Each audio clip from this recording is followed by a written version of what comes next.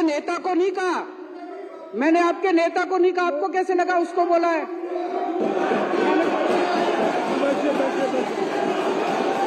ठीक है, अच्छा है।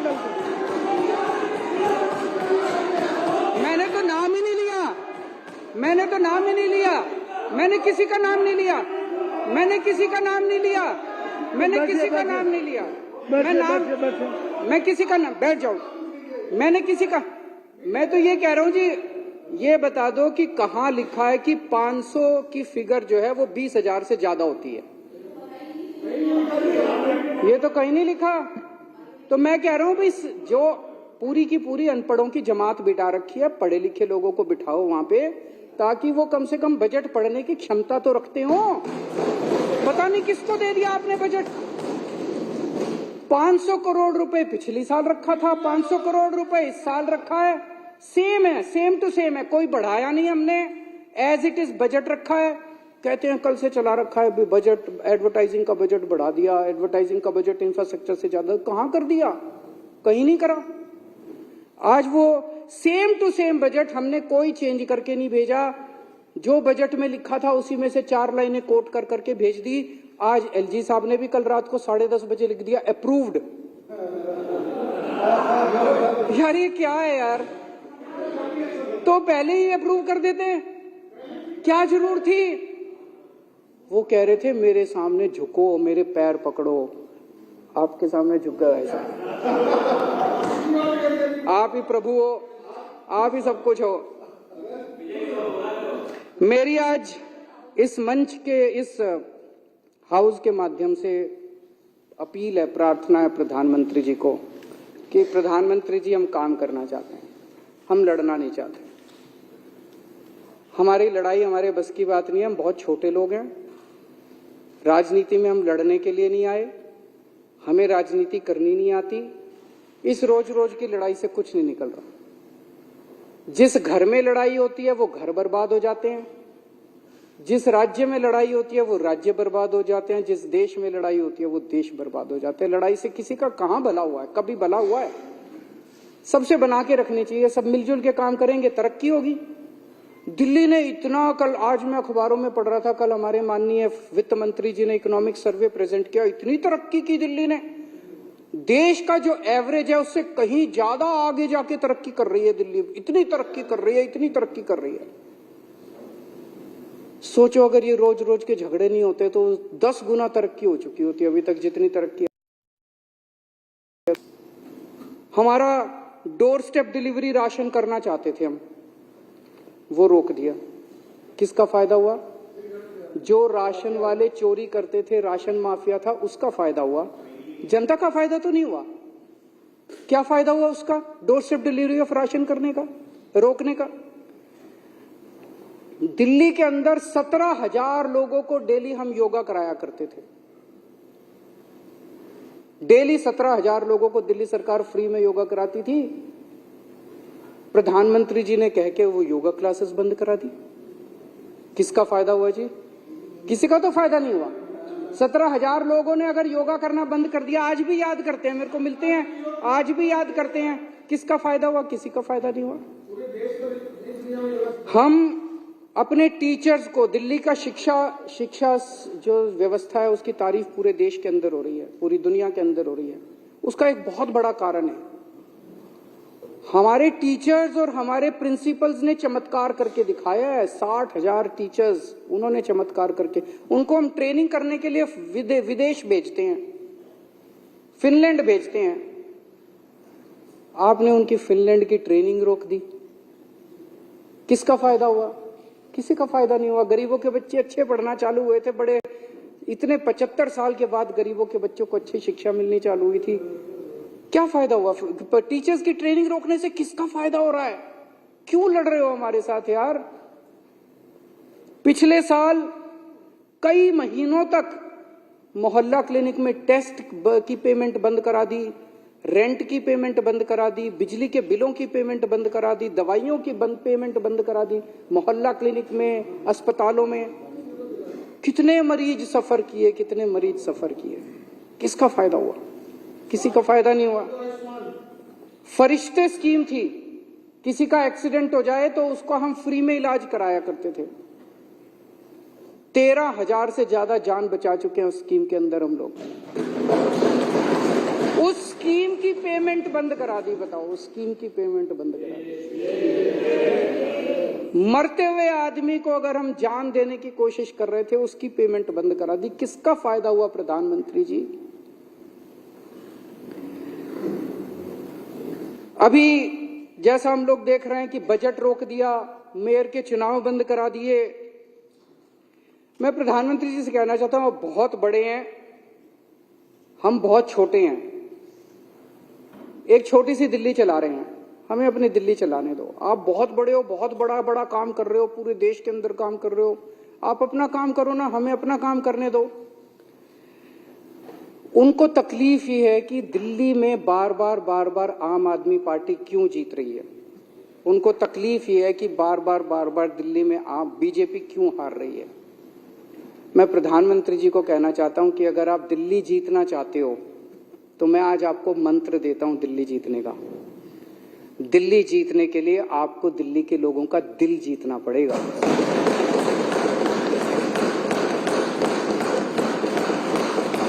ये रोज लड़ाई झगड़े करने से दिल्ली वाले आपको वोट नहीं देने वाले। मैंने अगर दिल्ली में 1000 स्कूल ठीक कर दिए, आपके पास तो बहुत पैसा है, आप 1000 नए स्कूल बना दो, देखो लोग केजरीवाल को वोट देना बंद कर देंगे।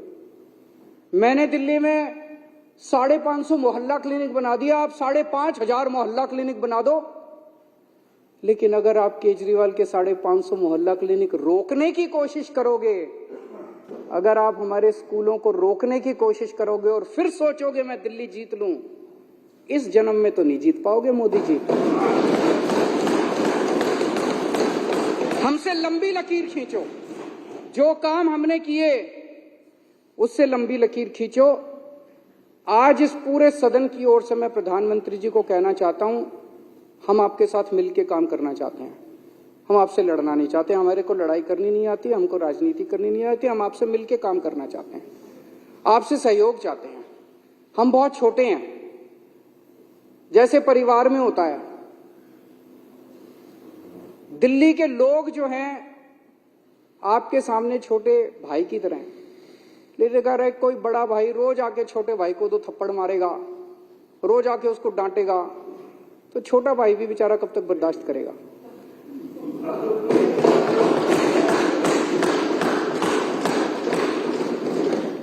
तो अगर आपको छोटे भाई का दिल जीतना है तो छोटे भाई का दिल जीतना पड़ेगा। छोटे भाई का दिल जीतना है तो छोटे भाई को प्यार करो, छोटे भाई के साथ चलो, तभी छोटा भाई आपका साथ देगा। मैं इस प्रस्ताव का पूरी तरह से समर्थन करता हूं।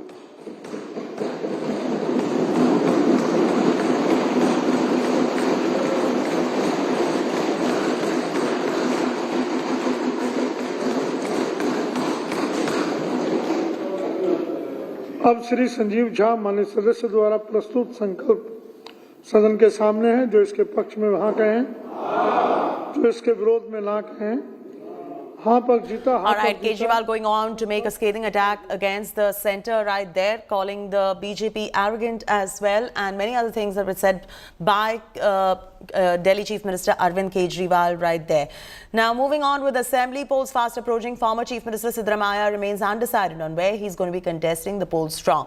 Siddaramaiah supporters from Kolar staged a protest outside his residence in Bengaluru, demanding him to contest from there. Siddaramaiah announced that he would contest from Kolar earlier. However, Congress High Command had advised him to reconsider the decision after internal survey reports showed that he would face a hostile situation there. He has now left the decision up to the High Command, saying he will abide by it fully. Sir, a lot of your followers have come here from Kolar. All your followers have come from Kolar, sir. They have all come demanding me to contest.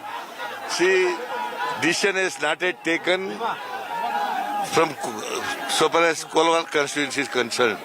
I left it to the High Command, and anyway, I told Ramesh Kumar and Najir and others that I will discuss with my family members and I will come out with the decision. ಸಿದ್ದರಾಮಯ್ಯನವರು ಹಿಂಗಿಟ್ಟು ಪಿರಂಗಿನ ಆ ಕಡೆ ಹೊಡಿತಾರೆ ಹೇಳಿದ್ನ ಇಲ್ಲಪ್ಪ, ನಿಮ್ಮ ಮಾಧ್ಯಮದ ಮುಂದೆನೇ ಹೇಳಿದೆ. ಇಲ್ಲಿ ಇದನ್ನು ಮಾಡ್ತಾರೆ, ದೃಷ್ಟಿ ಇಟ್ಕೊಂಡು ಹಿಂದ್ಗಡೆ ಹೊಡಿತಾರೆ, ಅಂದರೆ ವರ್ಣಕ್ಕೆ ಹೋಗ್ತಾರೆ ಅಂತ ಹೇಳಿದ್ದೆ ನಾನು. ಬಹುಶಃ ನನಗೆ ನನ್ನ ಮಾತು ಸತ್ಯ ಆಗಿದೆ ಅಂತ ತಿಳ್ಕೊಂಡಿದ್ದೀನಿ. ರಾಹುಲ್ ಗಾಂಧಿ ಅವರು ಹೇಳೋದು ಇದೆಲ್ಲ ನಾನು ನಂಬಕ್ಕೆ ಹೋಗಲ್ಲ. ರಾಹುಲ್ ಗಾಂಧಿ ಅವರು ಹೇಳಿದ್ರು ಬೇಕಿದ್ರೆ ಸಿದ್ದರಾಮಯ್ಯವರು ಇಲ್ಲಪ್ಪ ನಾನು ಅಲ್ಲೇ ನಿಲ್ತೀನಿ ಅಂತ ಹೇಳ್ಬಿಡೋರು. ಆ ರೀತಿಯಲ್ಲಿ ಏನಿಲ್ಲ. ಅವ್ರಿಗೇನೋ ಮಾಹಿತಿ ಬಂದಿರಬೇಕು.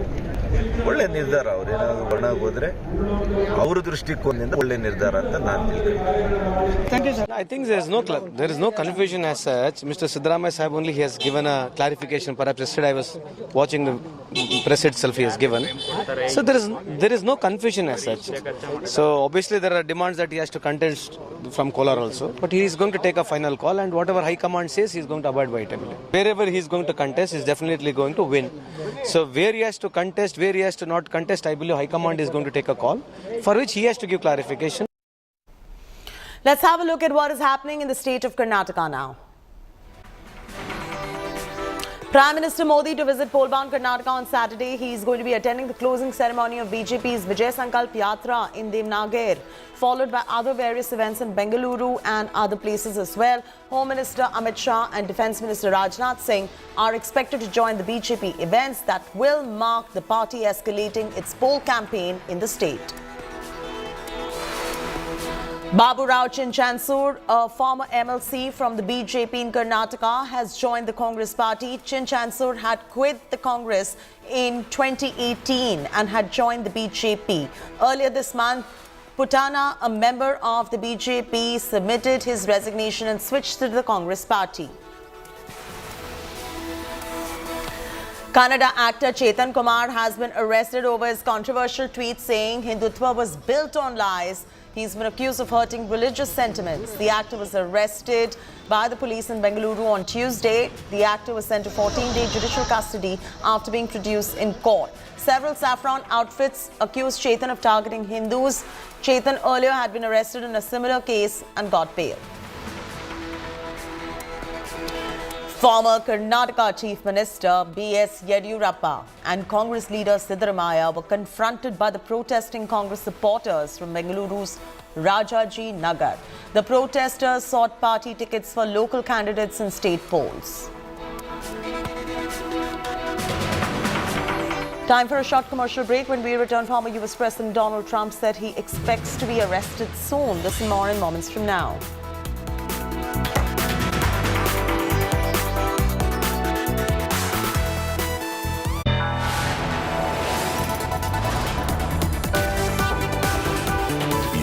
Are watching India Today.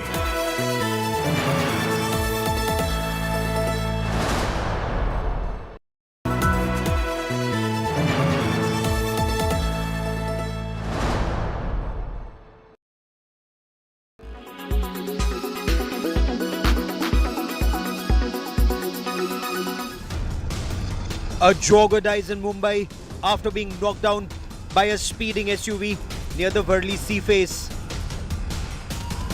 Rajalakshmi Vijay Ramakrishnan, the 58-year-old CEO of Altruist Technologies, and a train runner was killed early Sunday morning.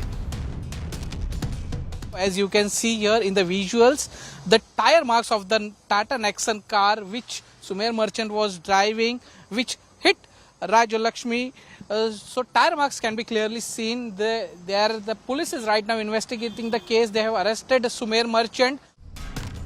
The suspect has been identified as Sumer merchant, a resident of Tardeo.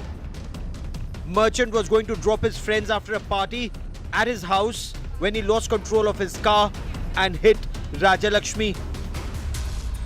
A Mumbai court has remanded merchant to 2 days in police custody.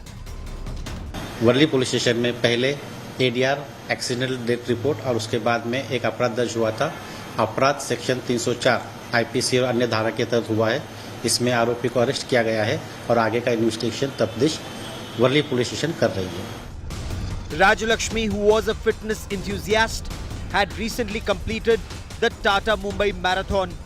Her jogger friends staged a protest in Mumbai on Monday, demanding stern police action. 6 बजे के आसपास incident होने के बाद में आज तक के मतलब वो जो ब्लड सैंपल और यूरिन सैंपल लेना चाहिए था कितने बजे लिया गया? One officer did say that वो आफ्टरनून में लिया गया. The Mumbai accident highlights the need for stern action against rash and negligent driving. Bureau Report, India Today.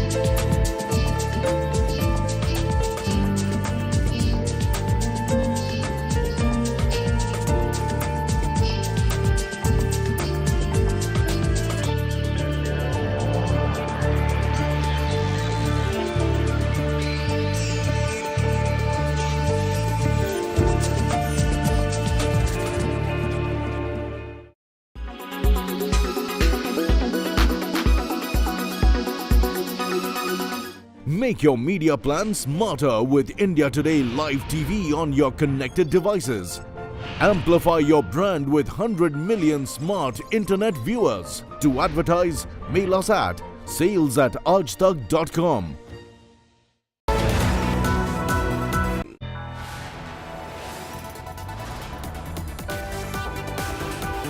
You are watching India Today.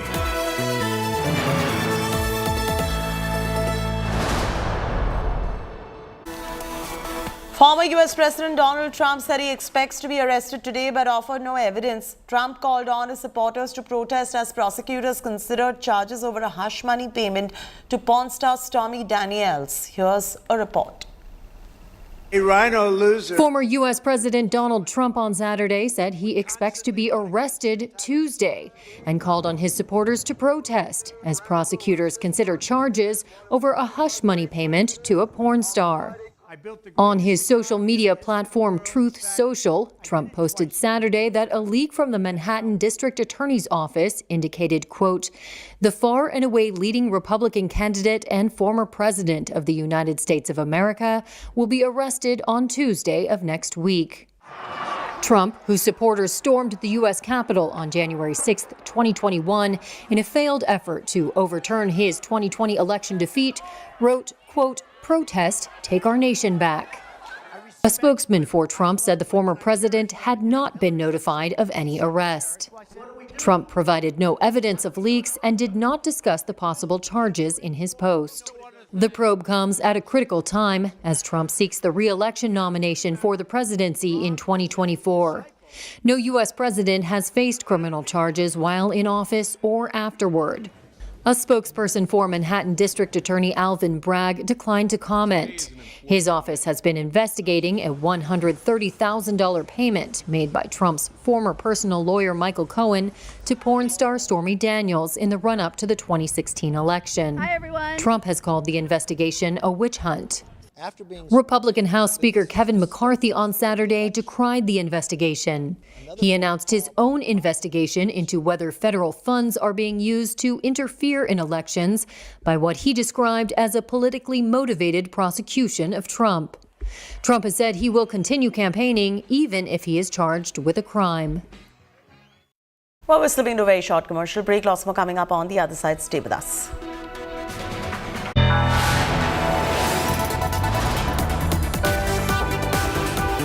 You are watching India Today.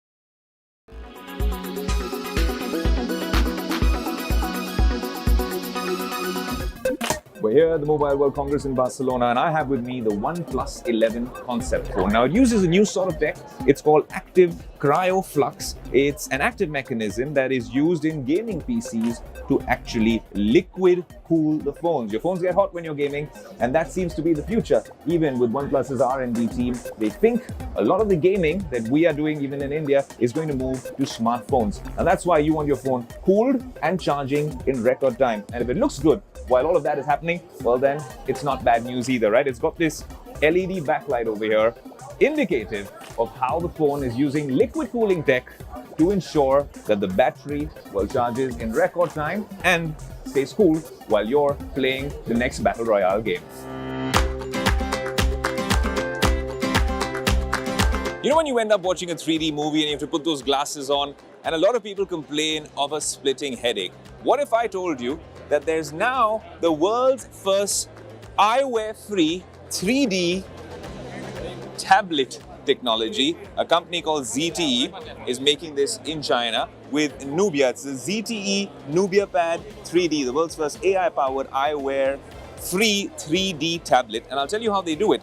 They do it using AI with these cameras. It's always good to cover good tech, and I think this is very interesting. I'll tell you how the output is. Well, the minute you put any content on this particular tablet, you hit play, and even if it's in 2D, and you take a normal file, hit 3D, it processes in a matter of seconds, and then you have, at this angle only, a fully 3D movie. How's it making it happen? Maybe you don't see it from this angle, but you see it from this angle, and that's your normal viewing angle with one face right here with facial recognition. These two cameras are making the magic happen, so to speak. They also have a similar light field technology at the back if you want to use this to shoot content. That same technology exists at the back as well. That's not just for videos like this. What if you want to shoot a 3D photo? Well, this is the world's first AI-powered 3D tablet, and you can do that as well. Go on the Leica cam, switch over the camera, and we'll show you me and my camera crew right here, and you can take a video or a 3D photo. Now, I don't know how much of it you can see, but it is quite fascinating that this sort of product is now here at the Mobile World Congress in Barcelona. Also, although this is, well, a China product, it does ship globally. So come April, you'll be able to order this anywhere around the world. The world's first 3D eyewear-free tablet.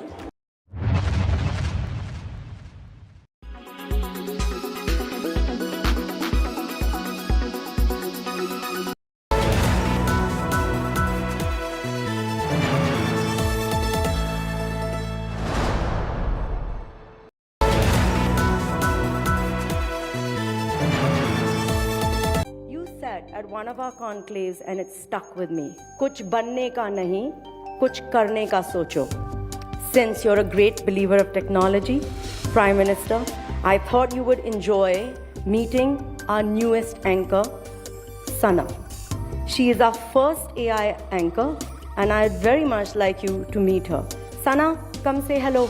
माननीय प्रधानमंत्री जी, हम आभारी हैं कि आप हमारे बीच आए। मेरी ऑन द जॉब लर्निंग अब शुरू हो गई है और 2024 तक मैं देश की सबसे अच्छी जर्नलिस्ट होने की कोशिश करूंगी। उम्मीद करती हूं कि तब आपसे एक एक्सक्लूसिव इंटरव्यू करने का मौका मिलेगा। बहुत बहुत धन्यवाद। Thank you, Sana. I'm sorry, Prime Minister, she's very ambitious. I'm sure, PM, you already have a few AI spokespersons in the making, ready for me. And I will be welcoming them in the Aaj Tak AI newsroom.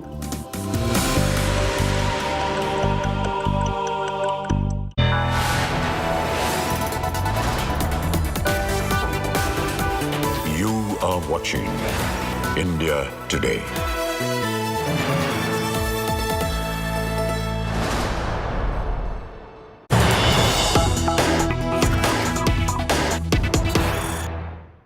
Breaking news coming in. Protests outside Indian High Commission in London. That's the breaking news coming in at the moment. This is anger over Khalistani supporters pulling down tricolour in London. And now you can see the protests that are, the visuals that are coming in from London outside the Indian High Commission. Neha Suryavanshi now joins us She's joining us from the Indian High Commission in London. First up, Neha, is this, of course, happening on the back of the anger over Khalistani supporters pulling down the tricolour in London, and what are the protesters demanding at the moment? Yeah, so basically I'm here exactly in the central London in front of High Commission, and you can see there a whole group of Indian diaspora, Indian communities, and all these community people, they have collected here to show their support for the Indian High Commission, to show that they stand with the Indian High Commission of India, to show the solidarity. And you can see how they have beautifully dressed in Indian colors, Indian dresses, Indian ethnic dresses, and they are dancing. Loud music is playing here with all these national anthems and everything, and you can see all these people have national flags. And I will show you the visuals. The people here are dancing, cheering, and they are showing their strong support for India and Indian High Commission, and they are trying to show that how strong we all stand united. You can see there here, the Metropolitan Police Department is also present here. Police officials are here to make sure that the protest and everything by Indian community goes smoothly. And you can see the most important thing today to see here is the Indian flag, which is standing high in front of the Indian embassy. And you can see the bigger the flag is, it's showing the greater solidarity of this Indian community. You can see the flag, it's flying high in front of the Indian embassy. All right, Neha, if you can get us some reactions from the protesters as well. Yeah, sure. I'll try to speak to some of the people, and I'll try to get you the reaction. But first, I want to show you the glasses which has been vandalized by these protesters yesterday. You can see the glasses which has been vandalized, and I'll try to speak with some of the people. And so we are from India today. What would you like to say with the things which has happened yesterday? So people are not trying to speak. They have earlier tried to speak to the diplomats as well, but they have tried not to share any information and not to go live for any channels. They have rejected all the requests to go live for any channels. But you can see the people they are not able to speak. They are not trying to speak. They don't want to speak. But yeah, they have collected here to show full support for Indian community. And even if you will see the flags and everything, it has mentioned that United We Stand. It has all the symbols. You can see the chanting and everything which is happening here in front of central London. Absolutely. There's also slogan hearing going on. Neha, what are they saying? They are saying Vande Mataram, United We Stand for India, and our pride, our Tiranga. You can see how they are waving their flags, and what they are trying to showcase here from this protest, from this solidarity, is that we stand with India, and just a bunch of people with these ideology cannot portray what Indians stand for. This is what they are trying to show here by these protests. And Neha, can you update us with India registering a strong protest with the British government also over the safety of its diplomatic mission, questioning the lack of sufficient security at the premises too?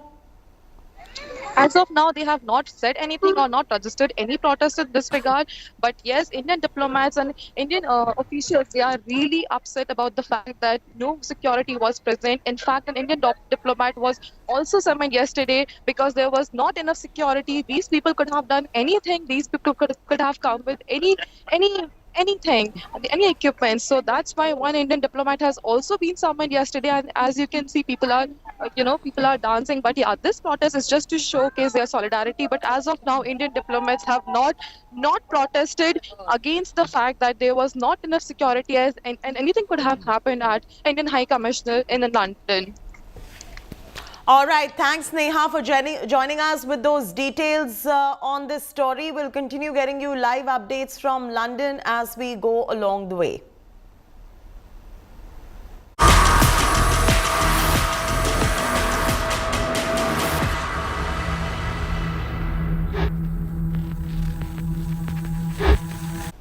There's a massive manhunt on to nab fugitive Amritpal Singh. In a fresh CCTV video that has been accessed by India Today, Amritpal can be seen escaping along with his convoy. It is said that he went towards Shahkot. He got down from the Mercedes, got into a Brezza and started fleeing. He then changed his clothes his looks, and he fled with one of his aides on 2 motorcycles. The police have recovered his clothes, car and some more weapons. NIA has also stepped in and initiated a probe in this matter. High Court has reprimanded the Mann government over Amritpal's free run and underscored that if he has escaped, then it is an intelligence failure, as it was moving in a convoy with filled weaponry. Security has been beefed up in Punjab and neighbouring states to prevent mobilization and violence. Flag marches in the heart of Jalandhar city. Behind me you can see a huge deployment of security force, mostly the Central Armed Police Force, also the Rapid Action Force. These are visuals that we are showing to you of a flag march in the right of heart of Jalandhar city. And remember, Jalandhar is the area from one of the villages. That's where Amritpal had escaped with some of his associates. He may have been at large, but his associates are the ones who are getting arrested one after the other. Now almost 150 people have been arrested.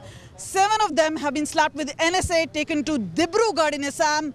And this is where any attempt of a Khalistan ideologue, that's being nipped in the bud. Several of the parties have been hitting out at Bhagwant Mann government and saying it's an action which has come a little too late. But let's just try and get you and see the visuals out here. This is where the action is taking place, and CRPF with its Rapid Action Force, men and women in uniform in blue, and this is where a confidence building measure, but the real confidence will obviously come in once Amritpal is arrested. And this is where the deployment here is solid, and this is where they'll say that in a few hours or days there will be a successful result which will come in. With camera person Chandi Ram, this is Kamaljit Sandhu in Jalandhar for India Today. Slipping to a very short commercial break. Lots more coming up on the other side. Stay with us on India Today.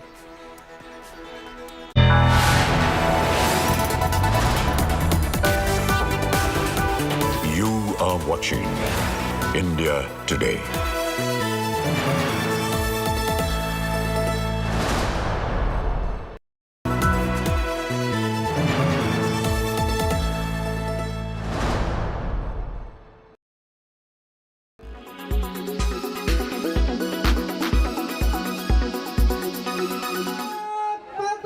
A sea of dissatisfaction over corruption. India rises up to fight against the endemic scourge more than a decade ago.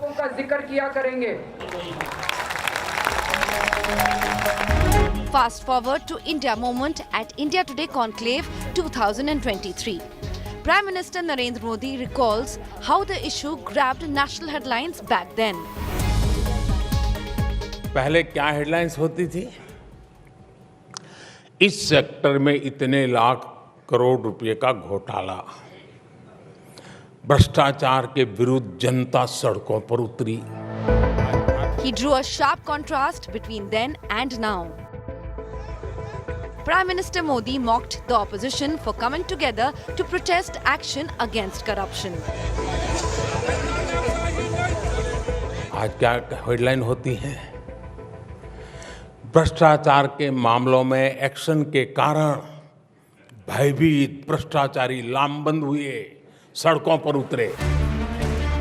The Prime Minister then dropped a Kala Tika metaphor without naming Congress leader Rahul Gandhi, who came under BJP fire for his comments about Indian democracy during his London trip.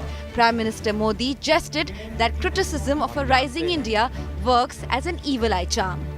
किसे कहीं पर भी शुभ होता है ना, तो काला टीका लगाने की परंपरा रहती है. तो आज इतना शुभ हो रहा है कि कुछ लोगों ने काला टीका लगाने का जिम्मा लिया है. और ये इसलिए कि नजर न लग जाए.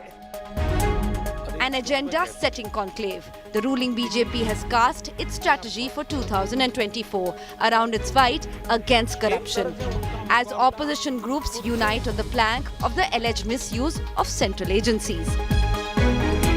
Bureau Report, India Today.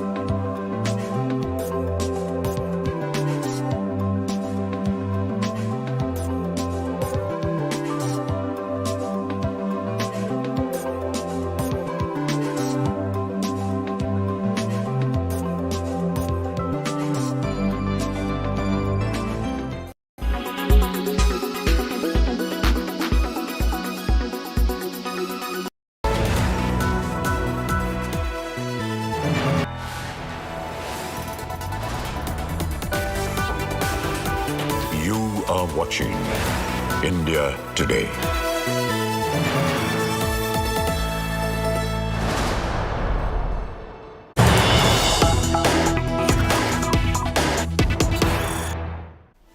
Breaking news just coming, exclusive images of Amritpal fleeing on your screens. India Today is the only channel that has these images. He's fleeing on a bike.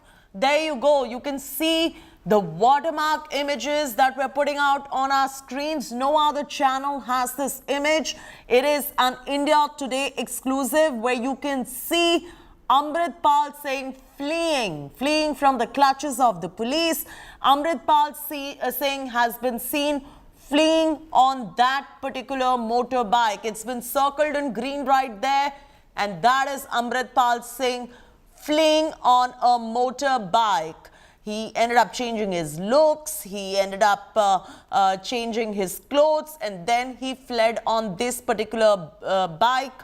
The police, of course, in Punjab could not nab him, and these are images that are exclusive to India Today. We are the only ones who have this particular image that we're flashing on your screens right now.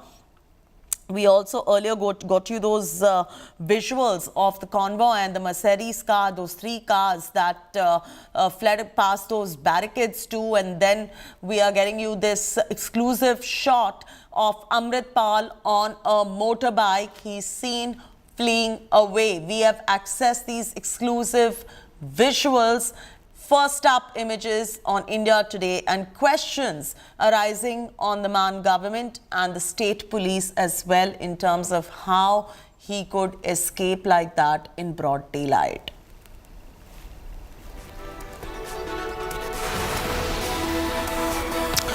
Our reporters will join us in moments from now on this story, but these are exclusive visuals that only India Today has of Amritpal Singh fleeing. You already know the background to the story. There is police deployment all over to nab fugitive Amritpal Singh. We also got you details of how he escaped. Now we are getting you the visuals of him on a bike fleeing. Arvind Ojha, breaking the story first, is now joining us. Arvind, बताइए कि ये जो है exclusive visual हम दिखा रहे हैं, उसमें अमृतपाल फ्ली कर रहे हैं, वो कहाँ का विजुअल है?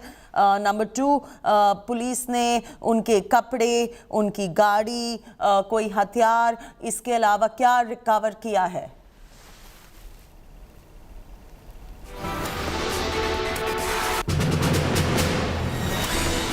Arvind,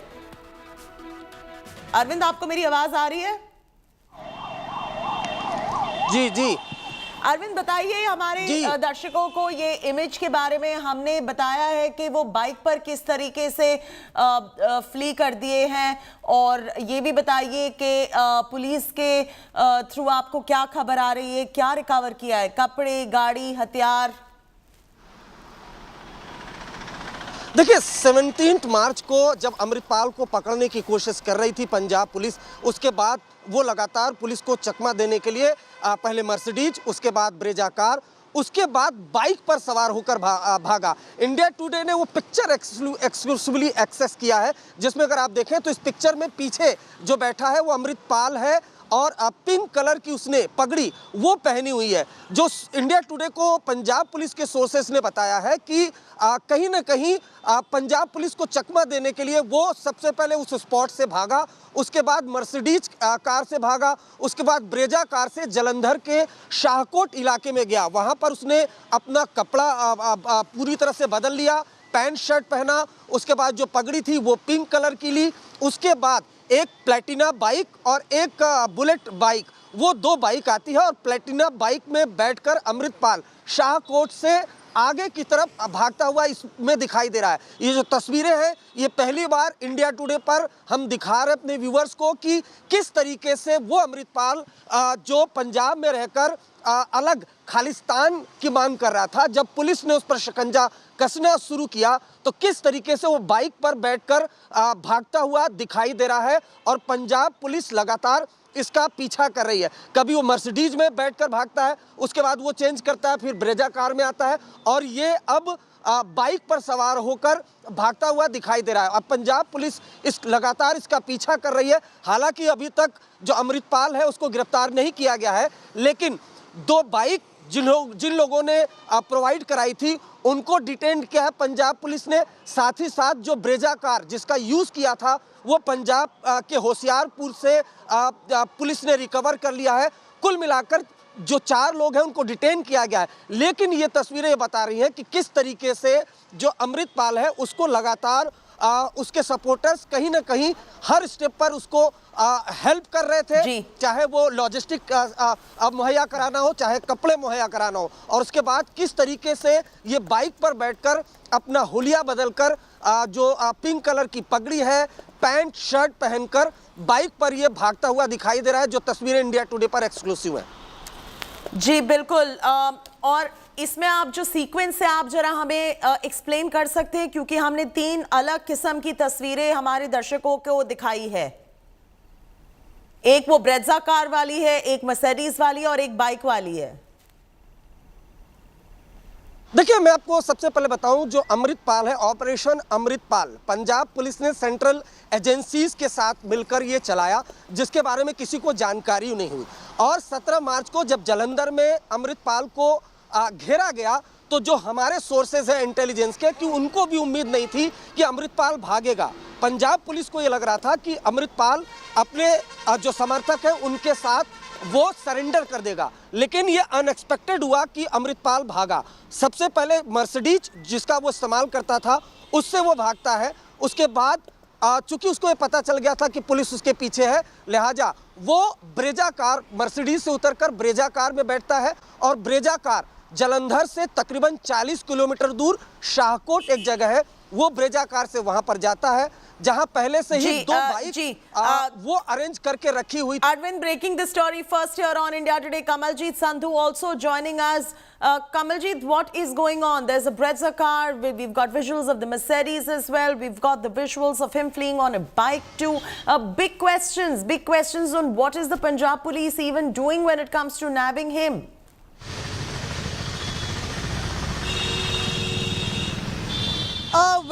Obviously, this is leads that has come into Punjab police. They've scanned through the CCTV as well as various evidence. That's where first the program happened on the 18th, and that's when a green flag was given that the operation should actually be fructified. That is when he was headed towards Moga, and that's when 50 cars started chasing him. This included the car and teams of CP Jalandhar, the DIG Jalandhar, as well as SSP Moga. And that is where the team got split into 2. One went to Mehtabpur, the other one actually went to Shahkot. And this is where that's the last known location of Amritpal.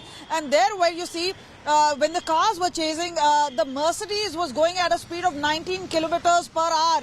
This is way too fast for a Scorpio or a Mahindra. But they tried to actually slow him down by hitting the car from behind. And that is where the recovery is actually shown. The car has dents, but also his men tried to take out weapons to show to the police that they were carrying some weapons, and the police showed the weapons back. They were carrying AK-47s, and there was a show of strength in between. And that's when he went around a square, and the police said, we will take another route. And that is when he got a small gap where he could change into another Brezza car, and that's when he completely changed his attire. From the Nihang's clothes, he wore into the other set of clothes that you see on the bike, and wore a pink turban. The kirpan that he's carried, and after being baptized, that is considered very sacred.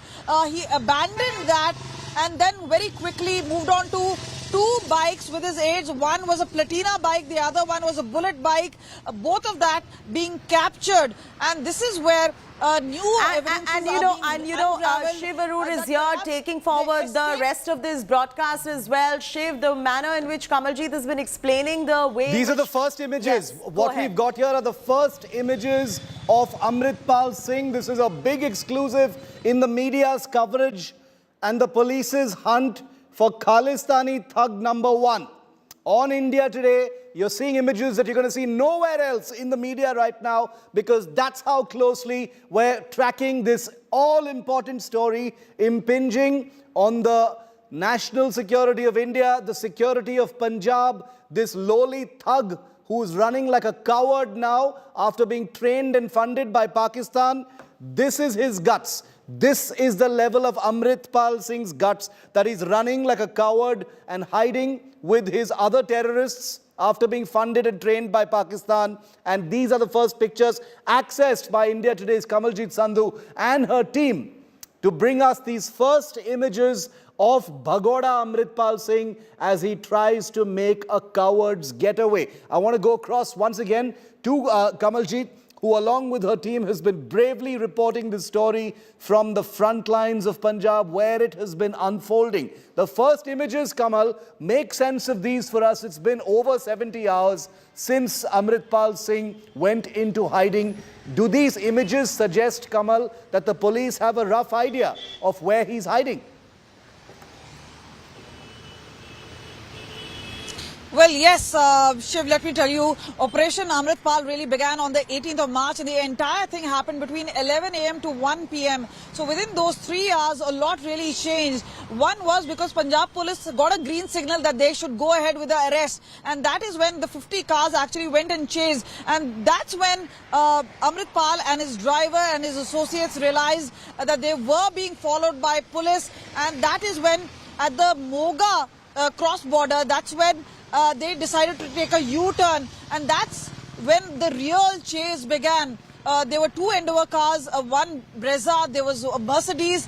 These were the 4 cars in which Amritpal and his aides were going ahead, and that's when CP Jalandhar, who was leading from the front, Kuldeep Chahal, as well as DIG Swapna Sharma. We also know that SSP Moga was also part of that team, and they were chasing him right behind, and that's when they hit the car multiple times in a bid to stop it. But the Mercedes cars were speeding too much, and we've been told, despite being a village road, they were at a speed of 90 kilometers per hour, and that is where the Boleros and Mahindras may not be so much of a match. You know, the Scorpios just chasing them. But there was an attempt. But even when there was a gap, that's when he quickly changed into Brezza car. There was a change of attire.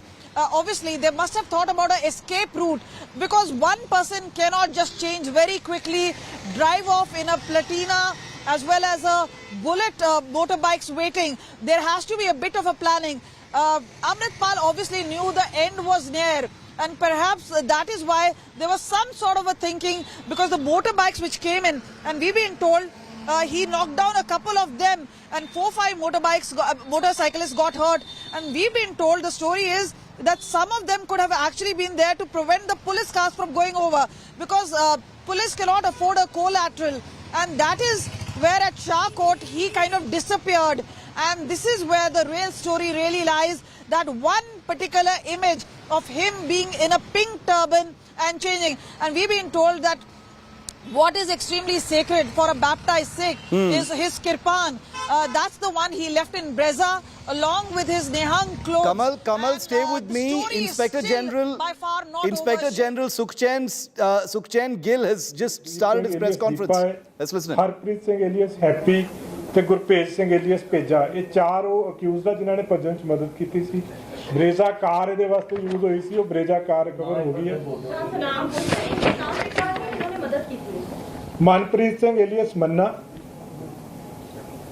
ਇਹ ਨਵਾਂ ਕਿਲਾ ਸ਼ਾਹਕੋਟ ਦਾ ਰਹਿਣ ਵਾਲਾ ਹੈ। Gurdeep Singh alias Deepa, ਇਹ ਬੱਲ 9 ਪਿੰਡ ਆ ਨਕੋਦਰ ਦੇ ਵਿੱਚ, ਉੱਥੋਂ ਦਾ ਰਹਿਣ ਵਾਲਾ ਹੈ। ਹਰਪ੍ਰੀਤ ਸਿੰਘ ਏਲੀਅਸ ਹੈਪੀ, ਇਹ ਕੋਟਲਾ ਨੌਤ ਸਿੰਘ ਆ ਹੁਸ਼ਿਆਰਪੁਰ ਦੇ ਵਿੱਚ, ਉੱਥੋਂ ਦਾ ਰਹਿਣ ਵਾਲਾ ਹੈ। ਗੁਰਪ੍ਰੀਤ ਸਿੰਘ ਏਲੀਅਸ ਭੇਜਾ, ਇਹ ਗੁੰਦਾਰਾ ਪਿੰਡ ਆ ਫਰੀਦਕੋਟ ਦੇ ਵਿੱਚ, ਉੱਥੋਂ ਦਾ ਰਹਿਣ ਵਾਲਾ। ਇਹਨਾਂ 4 ਦੇ ਖਿਲਾਫ, ਕਿਉਂਕਿ ਜਦੋਂ ਇਹਨਾਂ ਨੂੰ ਫੜਿਆ ਗਿਆ, ਇਹਨਾਂ ਤੋਂ ਜਿਹੜੀ ਗੱਡੀ ਮਿਲੀ ਆ ਉਹਦੇ ਵਿੱਚੋਂ ਵੀ 315 ਬੋਰ ਦੀ ਇੱਕ ਰਾਈਫਲ ਮਿਲੀ ਆ, ਕੁਝ ਤਲਵਾਰਾਂ ਮਿਲੀਆਂ ਵਾ, ਵਾਕੀ ਟਾਕੀ ਸੈੱਟ ਮਿਲਿਆ ਵਾ।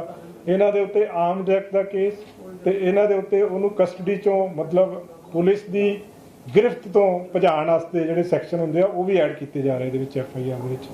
ਜਿਹੜੀ ਬਹੁਤ ਅਹਿਮ ਗੱਲ ਸਾਹਮਣੇ ਆਈ ਆ ਕਿ ਅੰਮ੍ਰਿਤਪਾਲ ਸਿੰਘ ਇੱਥੋਂ ਦੌੜਨ ਤੋਂ ਬਾਅਦ ਨੰਗਲ ਅੰਬੀਆਂ ਪਿੰਡ ਆ, ਉੱਥੇ ਗੁਰਦੁਆਰਾ ਸਾਹਿਬ ਦੇ ਵਿੱਚ ਗਿਆ। ਉੱਥੇ ਜਾ ਕੇ ਉਹਨੇ ਕੱਪੜੇ ਚੇਂਜ ਕੀਤੇ, ਉਹਨੇ ਸ਼ਰਟ ਪਾਈ, ਪੈਂਟ ਪਾਈ, ਫਿਰ ਉੱਥੋਂ ਦੌੜਿਆ, ਆਪਣੀ ਜਿਹੜੀ ਤਲਵਾਰ ਸੀ ਉੱਥੇ ਛੱਡ ਦਿੱਤੀ। Amritpal quickly changed his clothes, ਜਿਹੜੇ ਅਸੀਂ ਪੜ੍ਹੇ even as he changed from Reza car to the motorcycle. ਸਾਹਮਣੇ ਆਈ ਕਿ ਪਹਿਲਾਂ ਉਹ ਨੰਗਲ ਅੰਬੀਆਂ ਪਿੰਡ ਦੇ ਵਿੱਚ ਗੁਰਦੁਆਰਾ ਸਾਹਿਬ ਆ, ਉੱਥੇ ਗਿਆ ਸੀਗਾ। ਉਸ ਗੁਰਦੁਆਰਾ ਸਾਹਿਬ ਦੇ ਵਿੱਚ ਕੱਪੜੇ ਚੇਂਜ ਕਰਕੇ he went to a Gurdwara Sahib in Nangal. ਬਾਅਦ ਦੇ ਵਿੱਚ ਦੋ motorcycle, he changed very quickly. ਹੋਰ ਇਹਦੇ ਨਾਲ ਸੀਗੇ। he wore a pant shirt. Motorcycle ਦੇ ਉੱਤੇ ਉੱਥੋਂ escape there were motorcycles. ਸੋ ਇਹਦੇ ਵਿੱਚ ਜਿਸ ਤਰ੍ਹਾਂ ਆਪਾਂ there were two motorcycles in which he fled. ਸਾਰੇ ਪੰਜਾਬੀਆਂ ਨੂੰ ਆਪਣੇ ਵੱਲੋਂ ਮਾਨਯੋਗ ਮੁੱਖ ਮੰਤਰੀ ਸਾਹਿਬ ਵੱਲੋਂ, ਪੰਜਾਬ ਪੁਲਿਸ ਵੱਲੋਂ I want to make an appeal. ਸਾਰੇ ਯੋਗਦਾਨ ਦਿਓ ਇਹਦੇ ਵਿੱਚ, ਸਾਰਿਆਂ ਦੇ ਕੰਟਰੀਬਿਊਸ਼ਨ ਦੀ ਲੋੜ ਆ। ਇਹ ਜਿਹੜੇ ਮਾੜੇ ਅੰਸਰ ਆ ਜਿਹੜੇ ਸਮਾਜ ਦੇ ਵਿੱਚ ਹੈ ਜੀ, that all leads can come into Punjab Police. ਸਾਰਿਆਂ ਨੂੰ ਹੀ ਅਸੀਂ ਅਪੀਲ ਕਰਾਂਗੇ ਕਿ ਸਾਰੇ ਸਹਿਯੋਗ ਦੇਣ, ਚਾਹੇ ਉਹ ਕੋਈ ਪਬਲਿਕ ਸੰਸਥਾਵਾਂ ਹੋਣ, ਚਾਹੇ ਪਿੰਡਾਂ ਦੇ ਸਰਪੰਚ, ਪੰਚ, ਕੋਈ ਮੋਤਬਰ ਬੰਦੇ ਆ, ਕਿਉਂਕਿ any person in the public who has knowledge of what is going on. ਜਦੋਂ ਵੀ ਕੋਈ ਕ੍ਰਿਮੀਨਲ ਆਪਾਂ ਨੂੰ ਵਾਂਟਡ ਹੁੰਦਾ ਵਾ, ਉਹਦੇ ਵਿੱਚ ਆਪਾਂ ਹਮੇਸ਼ਾ ਹਰ ਤਰ੍ਹਾਂ ਦੀ ਪ੍ਰੋਬੇਬਿਲਿਟੀ ਨੂੰ ਮੱਦੇਨਜ਼ਰ ਰੱਖਦੇ ਹੋਏ ਨਾਰਮਲੀ ਆਪਾਂ ਰਿਲੀਜ਼ ਕਰਦੇ ਆ ਕਿ ਉਹ ਕਿਸ ਹੁਲੀਏ ਦੇ ਵਿੱਚ ਹੋ ਸਕਦਾ ਹੈ। Once a criminal is involved in any activity, ਕੁਝ ਪੁਰਾਣੀਆਂ ਫੋਟੋਗ੍ਰਾਫਸ ਆ, ਕੁਝ ਨਵੀਆਂ ਫੋਟੋਗ੍ਰਾਫਸ ਆ ਜਿਹੜੀਆਂ ਕਿ ਅਸੀਂ ਸੋਸ਼ਲ ਮੀਡੀਆ ਤੋਂ we have some old photographs in this particular case ਇੱਕ ਵਾਰੀ ਰਿਲੀਜ਼ ਕਰਨਾ ਚਾਹਾਂਗੇ। we will want that we've got from social media and from other places, ਕਿਉਂਕਿ ਅਸੀਂ ਨਹੀਂ ਕੁਝ ਕਹਿ ਸਕਦੇ, ਜਦੋਂ ਫੜਿਆ ਜਾਏਗਾ ਉਦੋਂ ਹੀ ਪਤਾ ਲੱਗੇਗਾ that they should go on national TV, per rule out ਨਹੀਂ ਕੀਤਾ ਜਾ ਸਕਦਾ ਇਸ ਚੀਜ਼ ਨੂੰ। ਸੋ ਇਹ ਮੈਂ ਫੋਟੋਆਂ ਜਿਹੜੀਆਂ ਅਸੀਂ ਕੁਝ ਜਿਹੜੀਆਂ that there should be information coming in, ਉਹ ਫੋਟੋਆਂ ਤੁਹਾਨੂੰ ਸਾਰਿਆਂ ਨੂੰ ਰਿਕੁਐਸਟ ਕਰਾਂਗਾ but inputs are important and vital, ਇਹਦੇ ਵਿੱਚ ਇਸ ਕੇਸ ਦੇ ਵਿੱਚ ਹੁਣ ਤੱਕ and once circulated and there is information coming in, we will keep updating. Amritpal Singh ਦੇ ਖਿਲਾਫ NSA ਐਕਟ, ਜਿੱਦਾਂ ਤੁਹਾਨੂੰ ਪਤਾ NSA ਐਕਟ ਲਗਾਇਆ ਜਾ ਚੁੱਕਿਆ ਵਾ, ਉਹਦੇ ਵਿੱਚ Amritpal has been slapped with the NSA Act. National security act ਜਿਹੜਾ ਹੁੰਦਾ ਹੈ ਅਮਰਿਤਪਾਲ ਦੇ ਖਿਲਾਫ, ਉਹ ਲੱਗ ਚੁੱਕਿਆ ਕੱਲ ਦਾ। NSA is the National Security Act. ਮੇਰੀ ਗੱਲ ਪੂਰੀ ਨਾ ਕਰਦਾ, ਉਹ ਐਕਟ ਲੱਗਣ ਤੋਂ ਬਾਅਦ it has already been slapped on him. Concerned deputy commissioner ਹੁੰਦੇ ਆ, ਉਹ ਇੱਕ ਰਿਕੁਐਸਟ ਭੇਜਦੇ ਆ ਜਦੋਂ ਬੰਦਾ ਸਕੇਪ ਕਰ ਰਿਹਾ ਹੁੰਦਾ, ਜਦੋਂ ਉਹ ਆਰਡਰ ਦਾ ਪ੍ਰੋਪਰ ਫੋਲੋ ਨਹੀਂ ਹੁੰਦਾ। The concerned deputy commissioner then sent a request, ਭੇਜਦੇ ਕਿ ਬੰਦਾ ਜਿਹੜੀ ਆਪਣੀ ਅਰੈਸਟ ਆ ਉਹਨੂੰ ਇਵੇਡ ਕਰ ਰਿਹਾ ਵਾ। ਉਹ ਫਿਰ after which a judicial magistrate has sent a request. ਉਸ ਤੋਂ ਬਾਅਦ ਉਹਦਾ ਅਰੈਸਟ ਵਾਰੰਟ ਜਿਹੜਾ ਹੈ ਉਹ ਜਾਰੀ ਕਰਦੇ ਆ। ਸੋ ਇਸ ਕੇਸ ਦੇ ਵਿੱਚ ਜਿਹੜਾ ਨਾਨ ਅਵੇਲੇਬਲ ਵਾਰੰਟ ਆ, then magistrate issues an arrest warrant, ਜਿਹੜਾ ਕਿ 18 ਤਰੀਕ 18 March, this is a non available warrant. Further ਇਹਦੇ ਵਿੱਚ ਜੇ ਕੋਈ ਬੰਦਾ ਫਿਰ ਵੀ ਆਪਣੀ ਅਰੈਸਟ ਨੂੰ ਇਵੇਡ ਕਰਦਾ, this was issued on the 18th of March, ਉਹਦੇ ਖਿਲਾਫ 82 83 ਸੈਕਸ਼ਨ ਜਿਹੜੇ ਨੇ CRPC ਦੇ, ਉਹਦੇ ਤਹਿਤ ਵੀ ਕਾਰਵਾਈ ਹੋ ਸਕਦੀ ਹੈ। ਸੋ multiple sections have been slapped on Amritpal under the CRPC. Arrest ਨੂੰ ਇਵੇਡ ਕੀਤਾ, ਉਸ ਤੋਂ ਬਾਅਦ ਦੇ ਵਿੱਚ ਇਹਦੇ ਪ੍ਰੋਪਰ ਪ੍ਰੋਸੀਜਰ ਫੋਲੋ ਕਰਕੇ ਨਾਨ ਅਵੇਲੇਬਲ ਵਾਰੰਟ ਜਿਹੜੇ ਨੇ ਜਾਰੀ ਕਰਾਏ ਗਏ। The charges were slapped on him on the 18th of March, the day he evaded arrest. हाँ जी,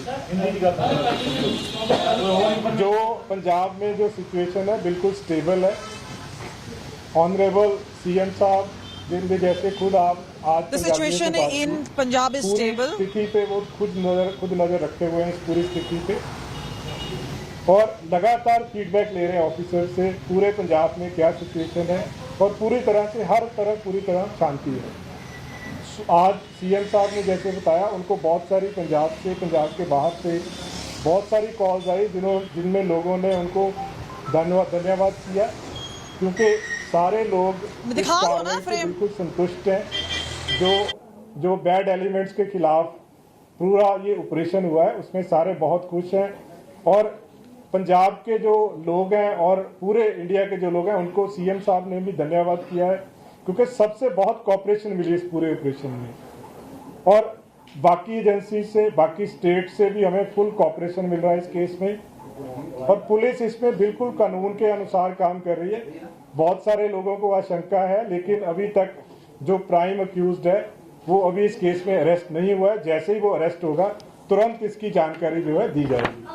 सर एक और चीज, सर एक बात बताइए, जो आपने ब्रेजा रिकवर की है और जो 4 बंदों का आपने नाम लिया, वो ब्रेजा में ही थे या उन्होंने बाहर से आके अमृतपाल को मदद किया? नहीं, वो ब्रेजा कार में ही थे, जो मैं वही उसी पे आ रहा हूँ मैं। जो अभी तक हमने जो इसमें एक तो FIR नंबर 28 दर्ज की है 20 मार्च को, जिसमें जो सरपंच है मनप्रीत सिंह, उसकी स्टेटमेंट पे FIR दर्ज की है कि 2 लोग, जो एक हरजीत सिंह और हरप्रीत सिंह, उसने ये एलिगेशंस लगाए कि इन्होंने गन पॉइंट पे उसको रखा था और उसके बाद ये लोग जो है पुलिस ने अरेस्ट किए इस केस में।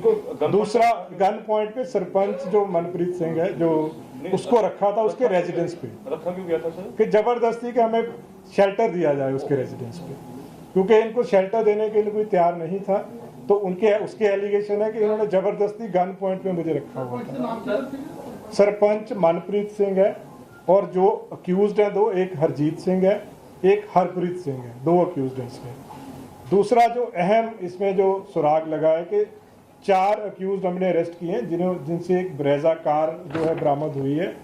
ये Manpreet Singh alias Manna, Gurdeep Singh alias Deepa, Harpreet Singh alias Happy और गुरपेज सिंह एलियस पेजा। ये 4 वो अक्यूज्ड हैं जिन्होंने उसको एस्केप करने में मदद की। ब्रेजा गाड़ी इन्होंने यूज़ की जब ये चारों ने और अमृतपाल ने मिलके जब वहाँ से दौड़े हैं। जो दूसरा जो अहम सुराग इसमें है कि उसके बाद ये गुरुद्वारा साहब है, नंगल अंबिया विलेज का गुरुद्वारा साहब, वहाँ पे गए, वहाँ पे कपड़े चेंज किए, पैंट और शर्ट डाली उसने अमृतपाल ने। उसके बाद 2 मोटरसाइकिल्स पे 4 लोग जो थे 2 मोटरसाइकिल्स पे एस्केप किए हैं वहाँ से। तो इस केस में एक तो मैं सबसे अपील करना चाहूँगा कि इसकी अरेस्ट में और बाकी जो बैड एलिमेंट्स हैं उनकी अरेस्ट में पंजाब पुलिस को आपके सहयोग की ज़रूरत है। दूसरा, क्योंकि जैसे ही कोई अक्यूज्ड किसी केस में वांटेड होता है तो उसकी हम बहुत सारी पिक्चर्स जो भी हमारे पास अवेलेबल होती हैं वो पिक्चर्स हम रिलीज़ करते हैं। तो अमृतपाल की बहुत सारी पिक्चर्स हैं जो अलग अलग अटायर में हैं, अलग अलग तरह की पिक्चर्स हैं, वो हम लोग अभी रिलीज़ कर रहे हैं। वो पिक्चर्स मैं आपको रिक्वेस्ट करूँगा कि डिस्प्ले की जाए ताकि लोग इसको अरेस्ट करवाने में हमारी मदद कर सकें इस केस में। सर, जो ब्रेजा कार ने नंगल अंबिया गुरुद्वारे के बाहर से ही नहीं, ये कार हमने जो मनप्रीत मन्ना है इनसे हमने रिकवर की है, क्योंकि हमारे इन्वेस्टिगेशन में इसके रेजिडेंस से हमने की है जो नवा किला है, क्योंकि हमारे इन्वेस्टिगेशन में ये चीज़ इस्टेब्लिश हो गई थी कि वहाँ से ब्रेजा गाड़ी यूज़ हुई है। फर्दर आगे भी जैसे मैंने कहा कि हमने ये भी इस्टेब्लिश कर लिया कि वो गाड़ी में बैठ के ये गुरुद्वारा साहब तक गए हैं, वहां से चेंज करने के बाद फिर 2 मोटरसाइकिल्स में एस्केप किया इन्होंने। तो ये पूरी जो लड़ी है हमारी वो आपस में कनेक्ट हो रही है। सर, ये जो आपने फोटो दी है उसमें क्लीन शेव भी है। ये पुरानी फोटोग्राफ्स हैं जो हमने कहीं से, जैसे हमें जिस तरह के बेस में फोटोग्राफ मिली है वो हम रिलीज कर रहे हैं। वो हम नहीं कह सकते क्योंकि जब तक अरेस्ट नहीं होगा वो हम नहीं कह सकते कि वो किस तरह के अटायर में, किस तरह के वेश में होगा। बट लोगों की जानकारी के लिए उनके पास हर तरह की फोटोग्राफ होनी जरूरी है। ब्रीजा गड्डी की दी है और ਜਿਹੜੇ ਬੰਦੇ ਫੜੇ ਗਏ ਨੇ ਜਿਹੜੇ ਗ੍ਰਿਫਤਾਰ ਕੀਤੇ हैं ਉਹਨਾਂ ਦੀ ਪੁੱਛਗਿੱਛ 'ਚ ਕੁਝ ਚੀਜ਼ਾਂ ਆਈਆਂ ਜਿੱਦਾਂ ਤੁਸੀਂ ਕਿਹਾ ਜਿਹੜੀ ਬਰੇਜ਼ਾ ਗੱਡੀ ਆ ਉਹਦੇ ਬਾਰੇ 'ਚ ਅਸੀਂ ਹੁਣ ਅੱਗੇ ਫਰਦਰ ਤਫਤੀਸ਼ ਕਰ ਰਹੇ ਹਾਂ। ਬਰੇਜ਼ਾ ਗੱਡੀ ਜਿਹੜੀ ਮਿਲੀ ਆ ਮਨਪ੍ਰੀਤ ਸਿੰਘ ਮੰਨਾ ਦੇ ਕੋਲੋਂ ਮਿਲੀ ਆ ਔਰ ਜਿਹੜੇ ਇਹ ਚਾਰੋਂ ਬੰਦੇ ਅਸੀਂ ਫੜੇ ਇਹਨਾਂ ਦੀ ਪੁੱਛਗਿੱਛ ਤੋਂ ਹੀ ਇਹ ਗੱਲ ਆਈ ਆ ਕਿ ਬਰੇਜ਼ਾ ਦੇ ਵਿੱਚ ਬੈਠ ਕੇ ਫਿਰ ਇਹ ਗੁਰਦੁਆਰਾ ਸਾਹਿਬ ਨੰਗਲ ਅੰਬੀਆਂ ਉੱਥੇ ਗਏ। ਉੱਥੇ 4 ਬੰਦੇ ਸੀਗੇ, ਇਹਦੇ 'ਚ 3 ਬੰਦੇ ਹੋਰ ਆ। ਇਹ ਵਾਲੇ 4 ਨਹੀਂ ਸੀ ਜਿਹੜੇ ਨਾਲ ਐਸਕੇਪ ਕੀਤੇ, 3 ਹੋਰ ਬੰਦੇ ਆ, ਮਤਲਬ 3 ਪਲੱਸ 1। ਨਹੀਂ, ਉਹ ਚੀਜ਼ ਅਜੇ ਵੈਰੀਫਾਈ ਕਰ ਰਹੇ ਕੌਣ ਲੈ ਕੇ ਆਇਆ ਸੀ, ਕਿਉਂਕਿ उस जगह के उत्ते 3 बंदे होर सीगे, फिर 4 बंदे 2 मोटरसाइकिल पे। मोटरसाइकिल का पता लगा कौन कौन मोटरसाइकिल? नहीं वही लगा। There were 4 men on motorcycle. When they left, those 4 बंदे 3 बंदे नाल video as well as visuals are available. जेड़े ब्रेजा कार च बिठा के उत्थे तक लेके गए सीगे वो 4 बंदे ਅਸੀਂ अरेस्ट कर लिया। The ones in Breza car, the 4 members have been arrested now, but the ones who escaped with Amritpal are still at large. ये पता चला है कि ये 4 लोग वहाँ पे गए थे, वहाँ से फिर चेंज करके आगे गए। बाकी इन्वेस्टिगेशन कौन से बाइक से कौन लेके आया था, लगा था कि उसके परिवार वाले आरोप लगा रहे हैं कि अमृतपाल पुलिस कस्टडी में है। क्या कहना सर आपका कि क्या कस्टडी में है या पंजाब के? देखो, मैं इसको बहुत पहले हम लोग स्पष्ट कर चुके हैं कि अमृतपाल आज तक पुलिस की कस्टडी में नहीं है। पुलिस बिल्कुल लॉ के मुताबिक काम कर रही है। जैसे ही अरेस्ट होगा तुरंत हम बताएंगे, बिकॉज हम इससे ज़्यादा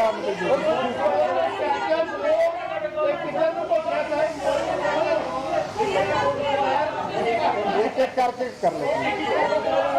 सर मैं पूछ सकता हूँ जैसे कि फंडिंग के बारे में कुछ पता चला सर कि फंडिंग के ऊपर एक आपने जो गुड़गांव से गिरफ्तार किया सर। देखो हमें जैसे मैंने कहा कि सारी सेंट्रल एजेंसी से हमें बिल्कुल बहुत कोऑपरेशन मिल रही है। एक स्पेसिफिक एजेंसी क्या कर रही है वो मैं नहीं बता पाऊंगा इस जगह। एमआई की कितनी टीमें सर यहाँ पे हैं?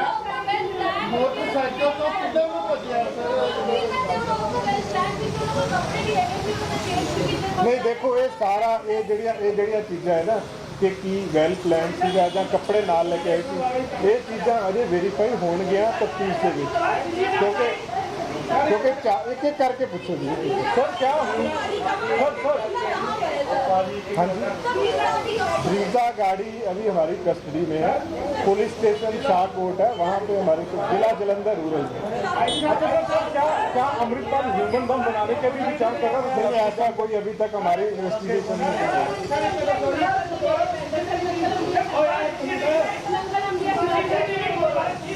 मैं कह रहा जी वो पार्ट चेक कर रहे। देखो अजे अज उन्होंने सुबह अरेस्ट किया चारों नूं। उन्होंने जो दस्या प्रिलिमिनरी इन्वेस्टिगेशन दे विच वो मैं तुहानूं दसता जिहड़ी अगे मोटरसाइकिल कित्थे गए किदां गए की उहदी ट्रेल की आ वो पार्ट अजे सारा असीं चेक कर रहे हैं। सो वो टाइम टू टाइम जिस तरह कल we are still trying to find out the trail. There are pictures on the motorbike. Today we have made some arrests in the morning.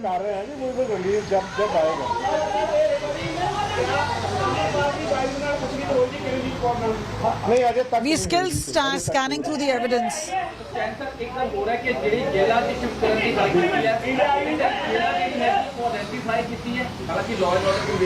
देखो ये जिहड़ी कॉल हुंदी है ना जी NSA ਦੇ ਵਿੱਚ ਇੱਕ ਪ੍ਰੋਵੀਜ਼ਨ ਹੈ ਉਹਦੇ ਵਿੱਚ ਪ੍ਰੋਵੀਜ਼ਨ ਹੈ ਸੈਕਸ਼ਨ 5 ਦੇ ਵਿੱਚ कि जेड़े बंदे तो भी थ्रेट है सिक्योरिटी ऑफ स्टेट ਨੂੰ ਜਾਂ ਪਬਲਿਕ ਆਰਡਰ ਨੂੰ ਉਹਨੂੰ There's a provision of section 5 in the NSA तो ਉਹਦੇ ਲਈ ਸਿਰਫ ਇੱਕ ਜ਼ਰੂਰੀ ਹੁੰਦਾ ਉਸ ਸੈਕਸ਼ਨ ਜਿਹੜੀ ਸਟੇਟ ਆ ਉਹਦੀ that once invoked allows for a prisoner to be kept in another state.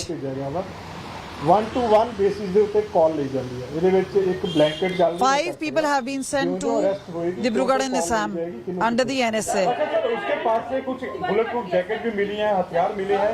क्या है On each individual cases a call will be taken. मिली है एग्जैक्ट नंबर ऑफ जैकेट्स को नहीं मैं बता पाऊंगा लेकिन सारी जैकेट्स के ऊपर AKF लिखा हुआ है जिससे हमें सस्पिशन है कि वो जैसे मैंने कल कहा था कि That was a press conference by the Inspector General of Police of Punjab talking about the getaway of the still absconding Amritpal Singh. Let's get you a quick roundup and a reminder of all developments on this big story, on the Khalistani mob rampage and the backlash that has erupted against it since Monday. A group of violent Khalistanis raised slogans and assaulted participants of an event organized in Canada's Surrey and attended by the Indian High Commissioner. These images show how Khalistani thugs heckled the participants even as the local police remained mute spectators as the protest turned violent. A Canadian journalist of Indian origin who was at the Surrey event where the Indian High Commissioner was a guest was heckled by Khalistani thugs. In this video, you can see how Canadian cops shoved the journalist away from the event instead of providing security to him. The United States has strongly condemned the attack on the Indian consulate in San Francisco by Khalistani thugs and termed it absolutely unacceptable. This comes a day after the protesters shouting pro-Khalistan slogans broke through security barriers to install 2 Khalistani banners inside the consulate premises and then run away like cowards. Meanwhile, several individuals belonging to the Sikh community gathered outside the British High Commission in Delhi on Monday to protest against the Khalistani separatist thugs pulling down the tricolour at the Indian High Commission in London. Carrying the tricolour and placards, protesters stated that they would not tolerate any insult to India's national flag and mounted a full rejection of Khalistani cowards. Australian Senator David Shoebridge was seen in a video provoking a group of Khalistanis who were protesting at the Australian Parliament in Canberra. Shoebridge, who's infamous for his links with Pakistan, was heard slamming India and the crackdown in Punjab against Khalistani separatists like Amritpal Singh. David Shoebridge and other Australian MPs are funded by the Pakistani ISI.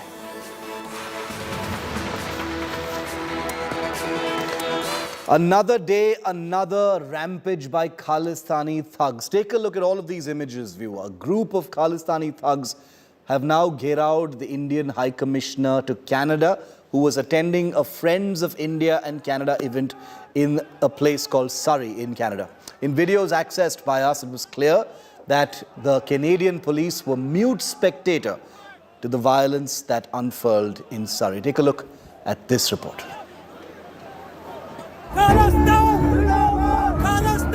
No stop to Khalistani hate against India. Sikh radical elements stooped down to brazen lawlessness and hooliganism in the Canadian city of Surrey on Monday. They gherawed an event held to welcome the Indian High Commissioner to Canada. Khalistani protesters hurled filthy abuses on people who reached to attend the event. The Khalistanis also launched physical attack on the event organizer, assaulting and shoving him away from the venue. Since yesterday, when the event was cancelled, we are getting a threatening call. They are threatening from Canada, Australia, America, worldwide. They are giving a number to the other people, they starting threatening even night and day. I am receiving a threatening call. A journalist who went to cover the event was heckled and roughed up by the pro-Khalistan group. The journalist claimed the police stood as mute spectators all this while. A group of pro-Khalistani supporters, they, disturbed all that event. They blocked that event and they were start protesting over there. When I reached to those protesters, I told them, I want to go in. They refused to let me go in. They were just, very aggressive in the slogans. They were using abusive words. The attack in Canada comes a day after Khalistanis went on the rampage in London and San Francisco, vandalizing missions there and pulling down the tricolour.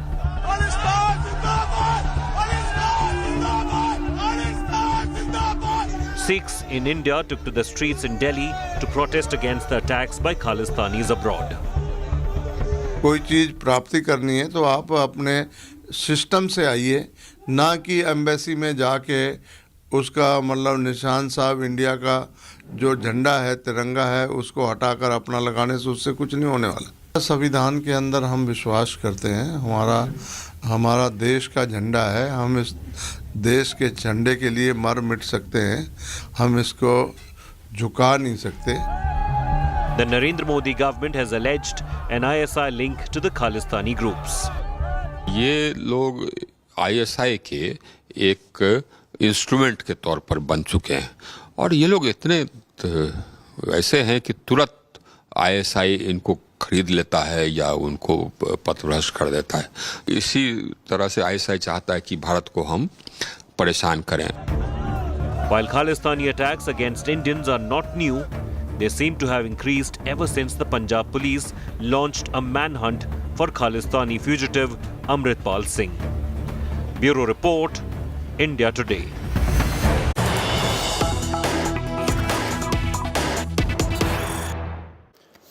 And after that protest by Khalistani thugs and their acts of vandalism against the Indian embassy in London, now anti-Khalistan protests have broken out outside the Indian embassy in London. Here are images coming in live from outside the Indian embassy where anti-Khalistan protesters have lined up. Indian protests against the K rampage at the Indian embassy in London.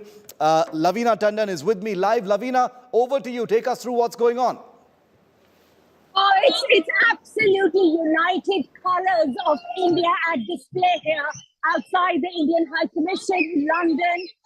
Music, melody from Natu Natu to Chak De to Ye Rang De Basanti. It is everywhere, all over the place. But let me take you to the people who are here. I think they are the best. I'm here with this girl. She is a young Muslim who has been brought up here but is completely connected to India. Please tell me, I'll give you this mic and go on and tell me what brings you here, and you look beautiful in these tiranga on your face.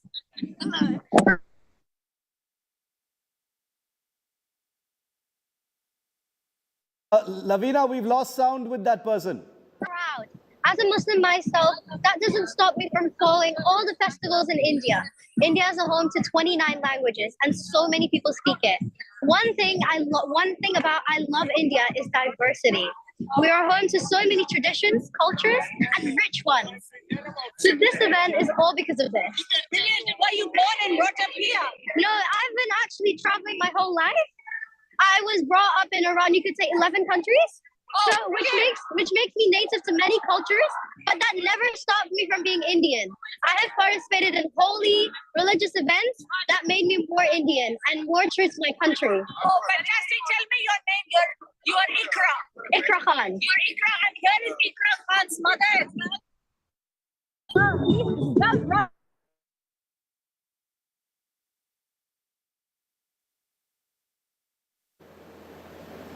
Lavina, we've lost your audio, unfortunately. We'd love to hear all of those people. Yeah, let's try and listen, see if we can hear Lavina now. Okay, I just want to say that I'm blessed to have her because I've got two more.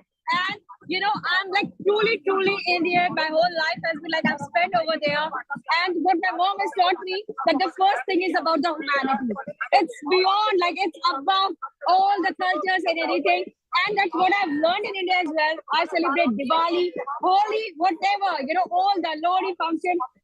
So all, and being an Indian, I've never faced any kind of a racism or, you know, all about the security, my school life, my college life. It has given me like a lot of good memories to cherish forever. And that's what I'm teaching to my girls as well. It's about India, that about the integration, you know, because we are diversified in so many cultures. So they get to learn about the integration. So it's just not about one religion, it's about too many religions. Yes, thank you so much. Trying to get my voice heard. Over the place, people are just dancing.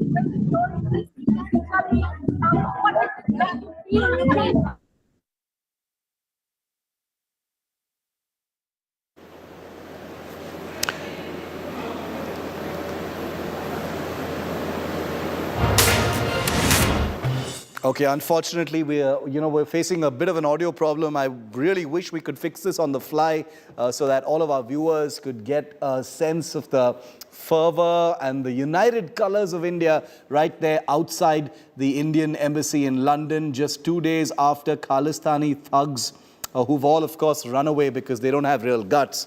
They vandalized the embassy, they pulled down the Indian flag, and then they melted away into the wilderness to be protected. They're probably not even in London anymore. One of the thugs who was arrested was been put out on bail. Lavina, back to you. I hope we can maintain that audio.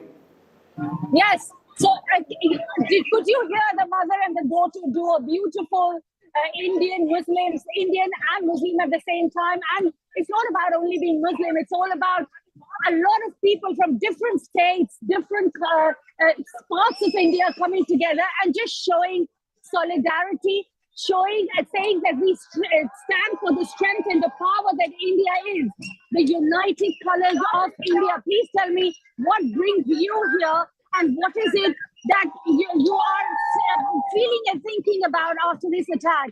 Yeah. What? Yeah. We were really angry at the first instance when you saw that, somebody is coming and attacking our house. They are coming, attacking our heart and mind, which is High Commission of India. This is our second home.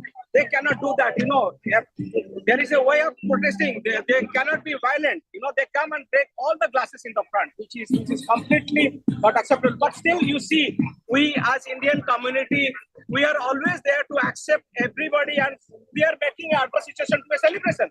This is our that's a thanks to them.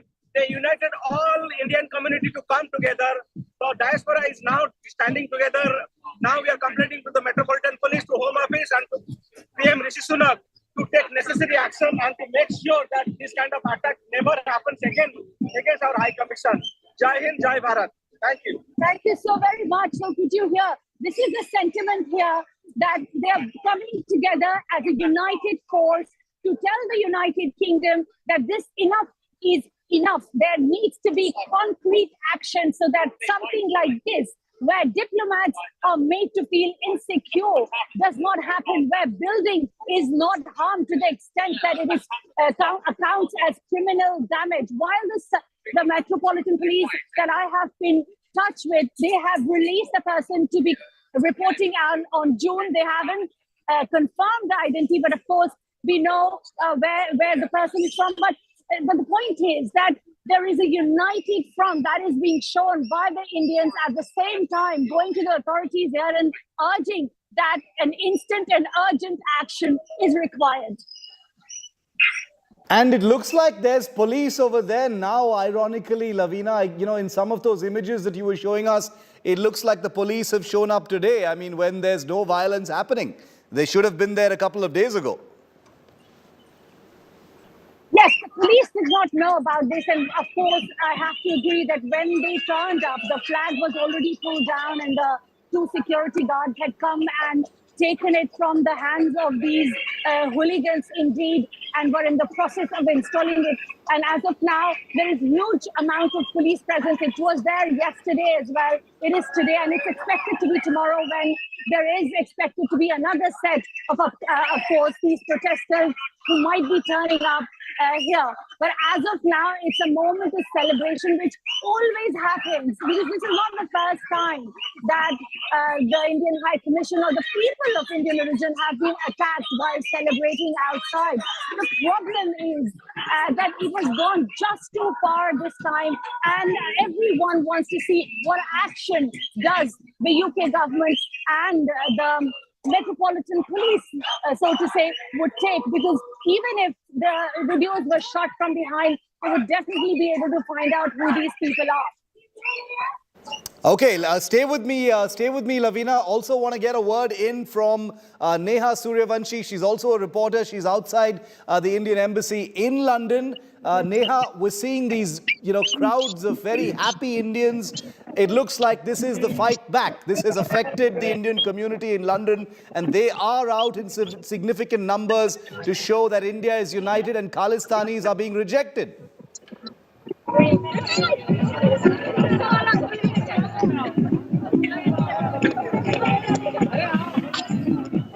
Neha, can you hear me?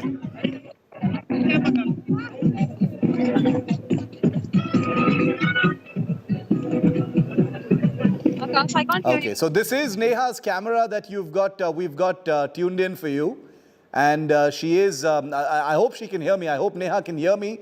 Nevertheless, she is sending us these pictures live from right outside the Indian Embassy. I'm not calling it the High Commission anymore, of course. This is the Indian Embassy in London, where these images are playing out.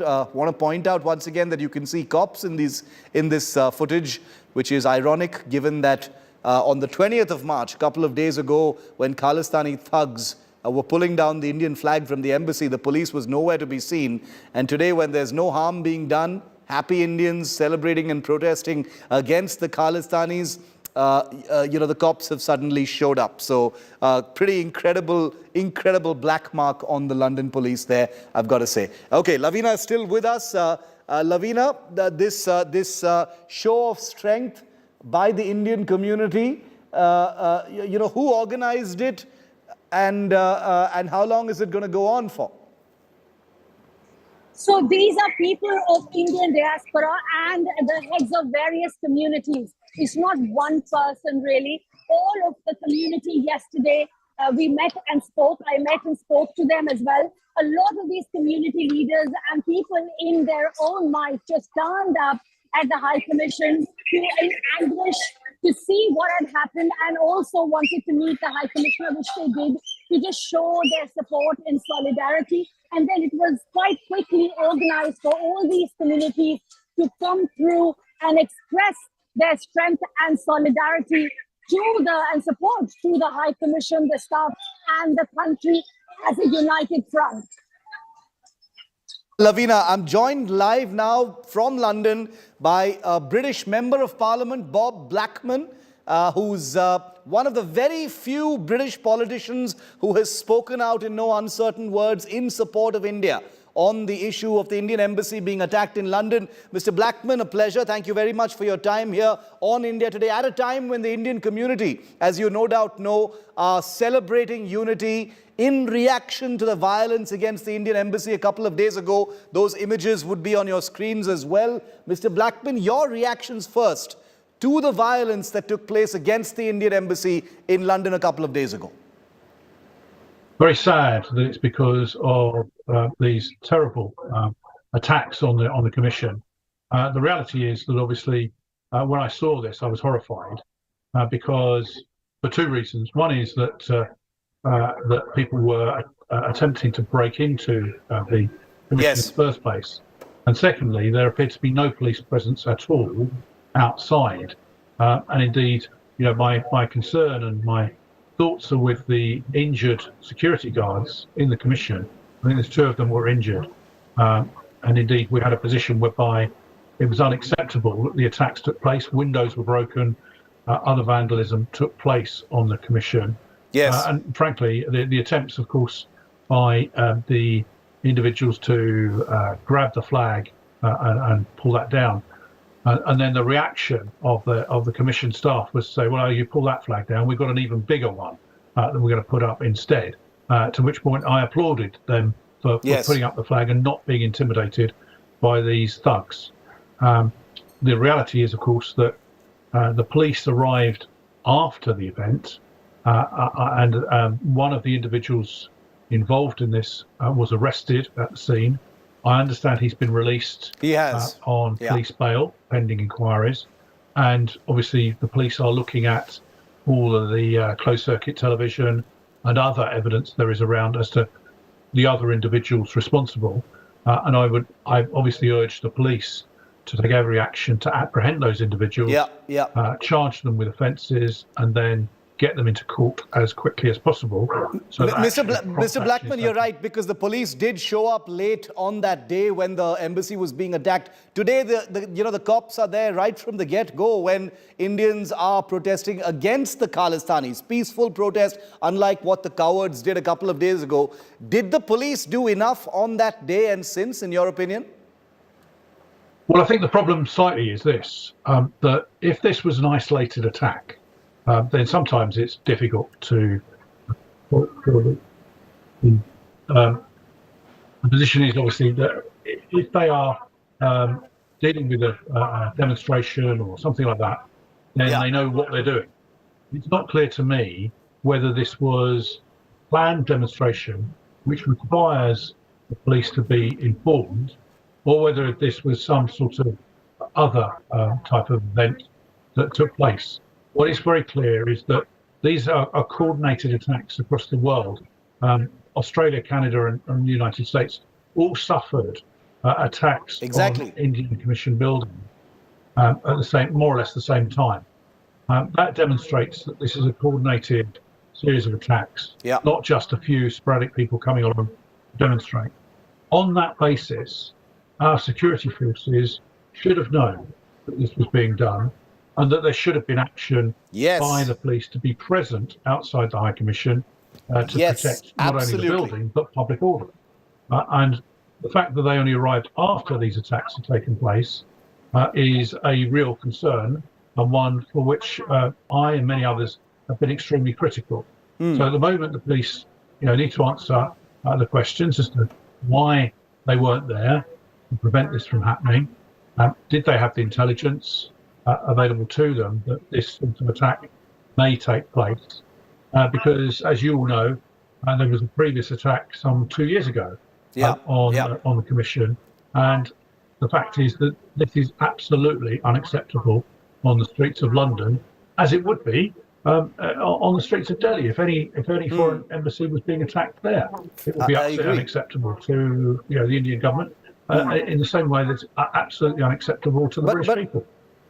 You know, Mr. Blackman, the perception here in significant sections of India is that no action has been taken by United Kingdom governments in the past, against similar acts of vandalism and violence.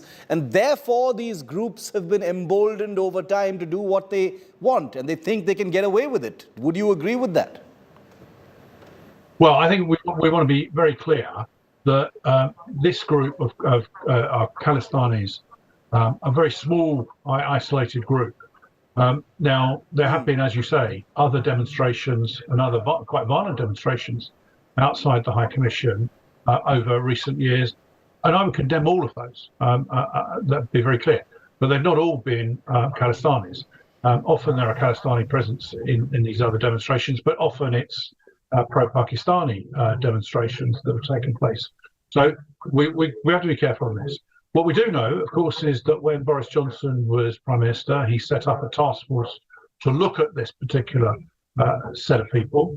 And one of the questions we should be legitimately asking, and we will be through our contacts through Parliament, is what progress has been made, what action has been taken, and is it now the right time to ban this organisation, prescribe them, and therefore, once prescribed, it would be illegal to be a member of the organisation. It'd be illegal to wave their flags. It would be illegal to carry out such demonstrations, let alone physical attacks on the Commission. Clearly, this is one of these attacks is too many, but this is quite clearly now a pattern of behaviour that is absolutely unacceptable and needs to be prevented. But Mr. Blackman, you know, it looks to everyone watching that it's political compulsions in the United Kingdom, in the face of a changing demographic over decades, that's stopping the UK from cracking down on Khalistanis. You know, there appears to be a slide towards a much more pro-Pakistan kind of voice, and therefore the UK, because of these political compulsions, does not want to crack down on these groups. The first thing I would say about this is that we should be reviewing what our friends in India have had to do in terms of these groups. Yeah, absolutely. My understanding is these groups are banned in India. So if they're banned in India, there's a good reason for it. And we should therefore be looking to say, well, if they're banned in India, because of concerns over terrorism, then we should be looking at them to ban them in a similar fashion. And we should be looking across with our allies across the world to take action against these particular groups, because the reality is that this was a terrible incident. However, had they been successful in after breaking windows and attempting to get into the Commission, if they got into the Commission in numbers, then there could have been a very serious incident, which we'd be talking about at all sorts of levels. We want to prevent that from being the case, and therefore stopping this, nipping this now before it escalates still further, because these people will think, well, we can now do this without any action being taken. Well, I want to see prompt action, firm action being taken immediately, so that we stop this once and for all. You know, since I have your attention, Mr. Blackman, I would like to ask you this one last question.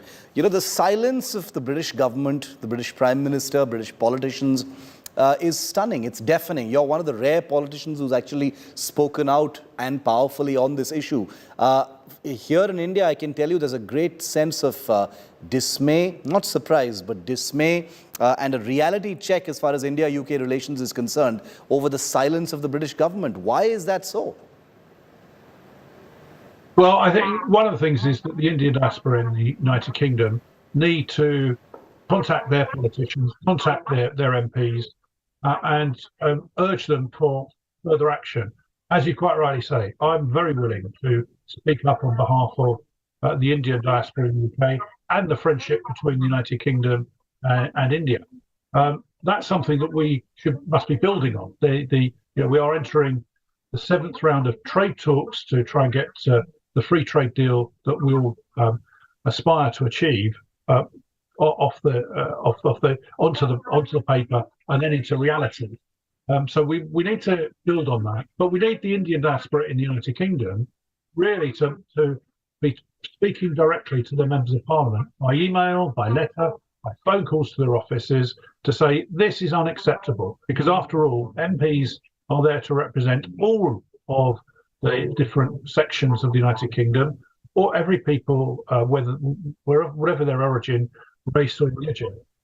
We are there to represent all of them. And as you say, I'm very proud to be a friend of India. I'm very proud to take up these causes. But it shouldn't just be me. It should be others as well that take on this baton and raise it so that we can actually this sort of illegal activity out once and for all.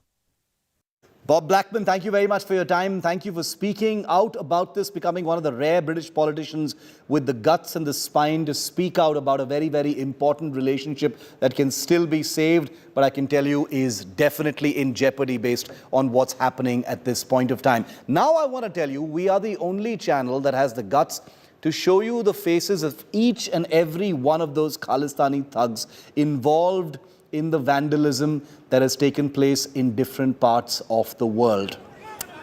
They attacked India and Indian establishments, and now they are the hunted. The man in this big grey beard, coward number 2, here at the Indian Embassy in London, a whole bunch of them, and you can see their faces. We will zoom in. We were going to put these faces on the website. We will be sharing this with any law enforcement agency that cares to look very, very closely at all of this. And we will continue to zero in on each one of these Khalistani cowards until they are hunted down and destroyed.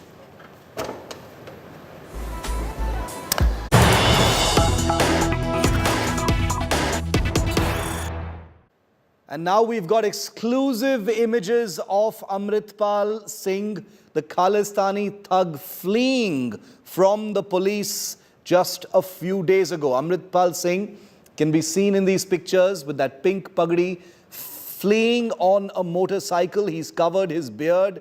Obviously, the coward does not want to be, recognized or noticed because his face has otherwise been splashed across the media for many days together ever since his attempt at a rebellion. Well, shortly after India Today accessed images of this terrorist leader fleeing in disguise, India Today has now accessed another images of his changed look, which he used to escape. This is a clear image of Amritpal Singh wearing a pink turban, covering his beard and a part of his face with a cloth so he cannot be recognized, on there a motorcycle with another person and fleeing. Arvind Oja, who's accessed these images, is with us live. Arvind, इस तस्वीर के बारे में बताइए, अमृतपाल कहाँ है और इस तस्वीर में क्या-क्या दिखता है?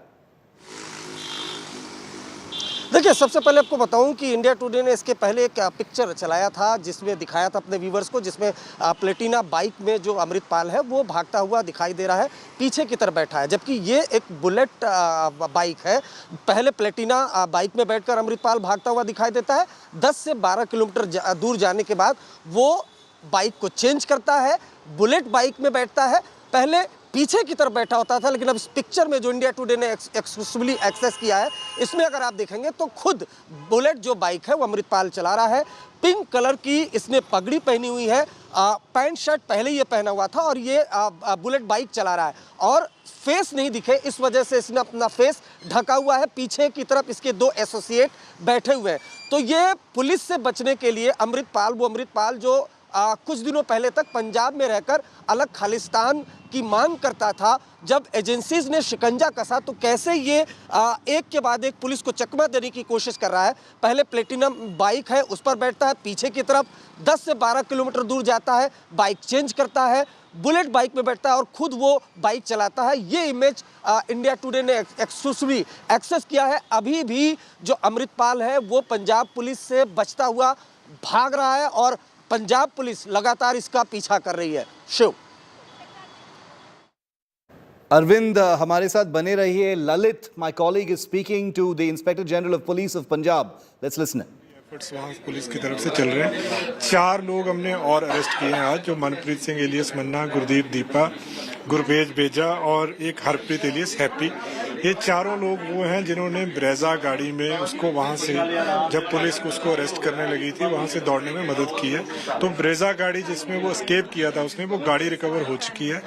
इनकी जो फर्दर जो इंटेरोगेशन है उसमें ये चीज़ सामने आई कि वहाँ से ये एक गुरुद्वारा साहब है नंगल अंबिया, वहाँ पे गए।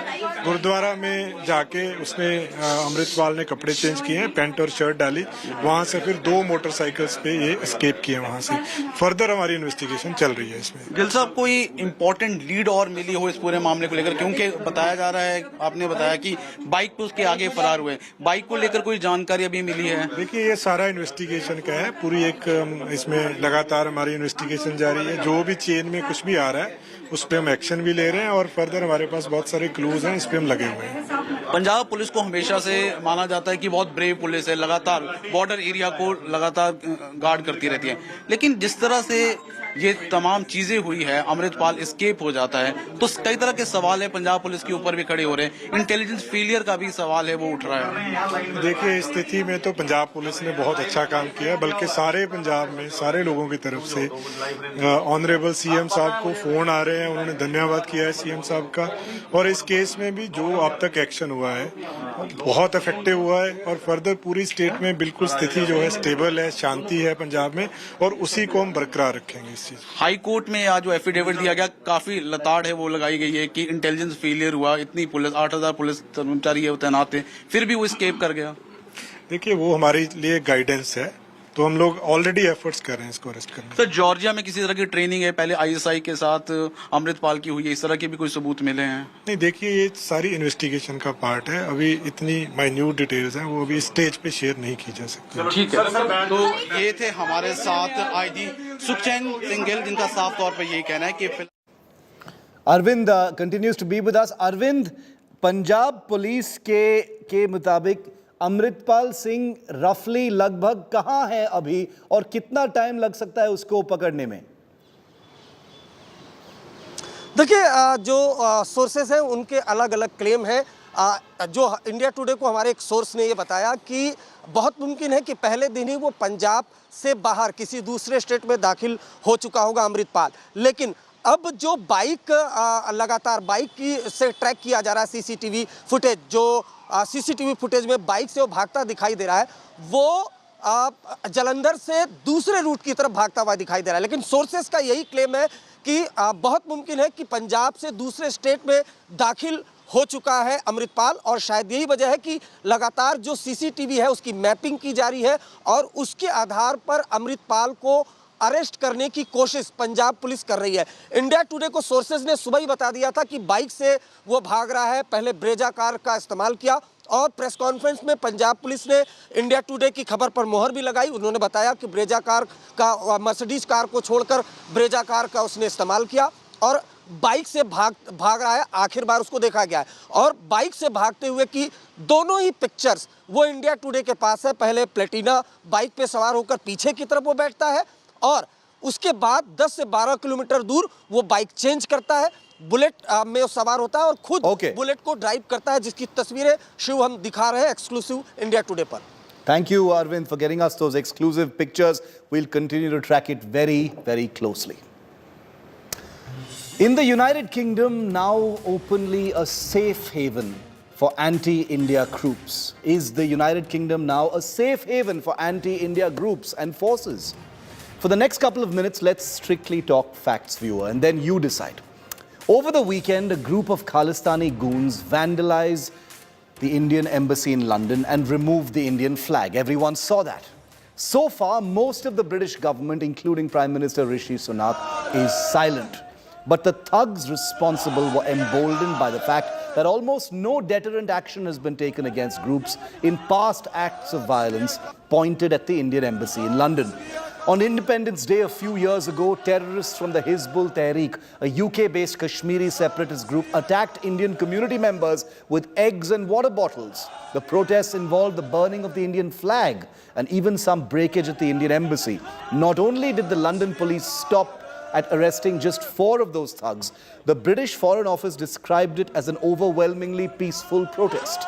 In July 2019, aircraft flying an anti-India banner on Kashmir flew over the India-Sri Lanka World Cup clash venue in the UK.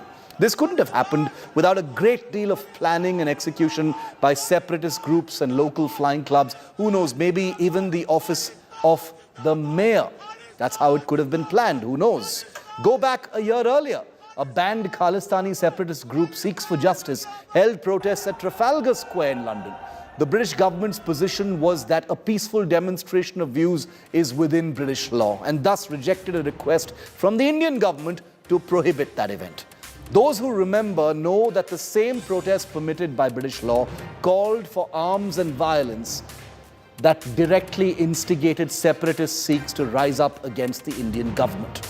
In March 2019, the Overseas Pakistanis Welfare Council and Sikhs for Justice protested against India on London streets, attacking members of the Friends of India Society. The men wearing Sikh turbans raised slogans which were distinctly not Sikh by nature. No action has been taken against them so far. Websites and accounts of many pro-Pakistan separatist outfits like the United Kashmir People's National Party, Tehreek-e-Kashmir, Hizbul Tahrir operate freely in the UK despite them being banned elsewhere. Any attempt to raise questions on these groups in the past has been warded off by British politicians, constrained not by what is right, but by the electoral demography of their constituencies. It is this prostitution of politics at the micro level that has permitted the UK to become over time a safe haven for groups that wish to harm India. Post-Brexit, everyone knows the UK has lost much of its earlier direction. Not being able to reclaim past glory or live up to its past name weighs very heavily on a country that fights to justify its influence and existence at the geopolitical high table. British parliamentarians, save but a few, have been reduced to rudderless chickens willing to raise funds and appease just about anyone to stay in office. And the demography of the United Kingdom means these are largely anti-India groups and outfits. Remember that not for a moment is this to suggest that these are whole communities. But British politicians frequently bow to these extremist forces, thereby painting entire communities with their brushes. Let's not forget the UK's stand on an informal consultation on the UN Security Council, a move sponsored by China over India's abrogation of Article 370 a few years ago. We don't know what happened in those closed-door consultations, but there are reports that suggest that the UK pretty much delivered a view that China and Pakistan would have been pleased with. Only the US and France were firmly in opposition. As a permanent member of the UN Security Council, the UK has demonstrated a visibly deteriorating political culture, and as it is so happens so often, that culture impinges on Indian national security. Don't forget how the UK continues to play paradise to Indian millionaire escapees like Vijay Mallya and Nirav Modi. The usual explanations over extradition law, etc., evaporate in the light of everything I've just described, don't they? In the 1980s, then Prime Minister Rajiv Gandhi had imposed costs on the UK by withholding billions of dollars in exports, forcing his British counterpart Margaret Thatcher to crack down on separatist Sikhs. Times have most certainly changed, but India's stature has risen immeasurably since then. And if India does not consider imposing costs on the UK for its steady, sustained and committed support of anti-India forces, then it must make its peace with the UK as a safe haven for potential terror groups in the future. Literally, the price tag for friendship needs to go up by many multiples. The United Kingdom's slide towards Pakistan, the world's largest exporter of global terror, a country that was a haven for Osama bin Laden, a country that stands back and watches its terrorists butcher its own children, is a slide that India cannot take in its stride. Our relations with the United Kingdom require a top-down review.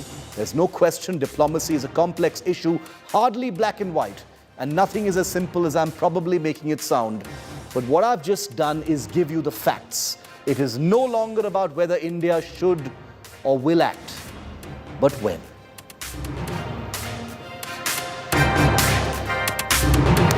That's a wrap on 5 Live. Thanks so much for watching. Coming up next, 6 p.m. Prime, the ongoing deadlock in Parliament is the big focus with Akshata next.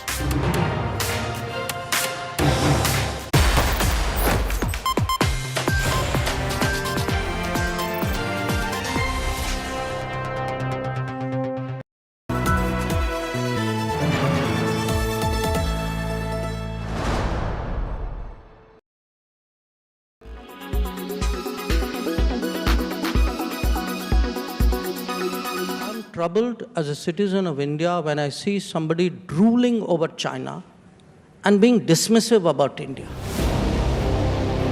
That was just an appetizer from India's External Affairs Minister, who's been under direct attack from Congress MP Rahul Gandhi. The counter-strike provoked by these words delivered in the United Kingdom earlier this month. The infrastructure that you see in China, the railways, the airports, the dams, they are actually, in the Chinese mind, they are emerging from nature. They're emerging from the power of the river, whereas the West, America, does not see itself as embedded in nature. It sees itself as placed on top of nature. Okay? Now this completely changes how you think about things. And this explains, to me at least, why the Chinese would be so interested in harmony.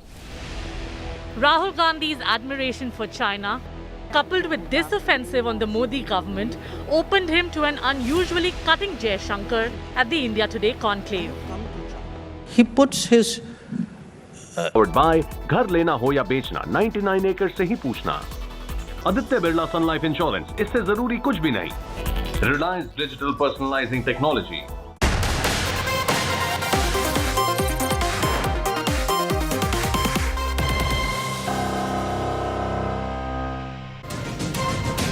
Hello and good evening. You're watching 6 p.m. Prime here on India Today. I'm Akshata Nandagopal. We've got a packed 1 hour for you, from the latest of what's happening in Parliament to an exclusive conversation with Rana Naidu on the success of Rana Naidu. We've got you covered with all the latest news. Let's begin with the headlines.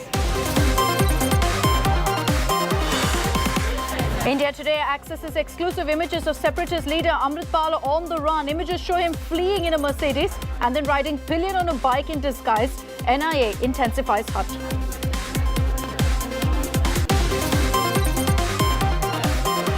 Khalistani thugs on a rampage in Canada. Kejriwal, Indian High Commissioner at an event in Surrey, attacked the organizer of the pro-India event as well.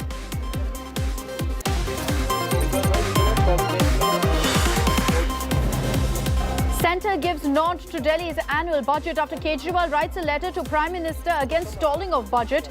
Kejriwal taunts the Lieutenant Governor, says let him run the national capital.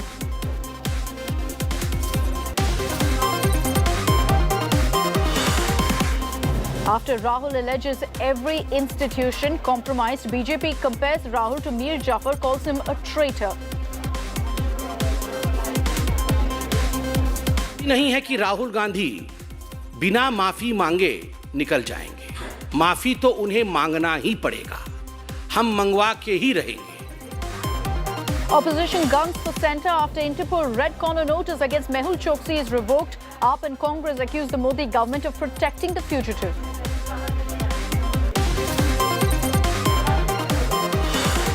And Japanese Prime Minister Kishida arrives in Kyiv, set to meet Ukraine President Volodymyr Zelensky. Kishida says Japan stands in solidarity with Ukraine.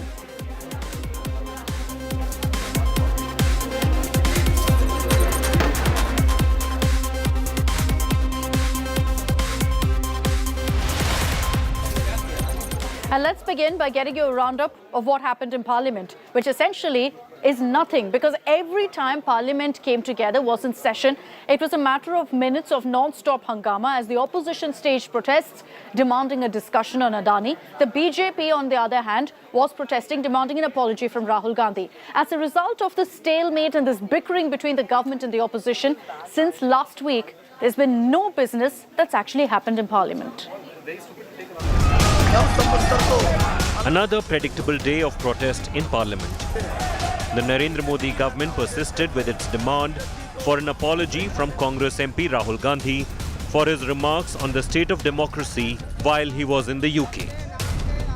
The opposition is keeping the heat on the Modi government over the Adani stock crisis, demanding a joint parliamentary committee probe into the vexed issue.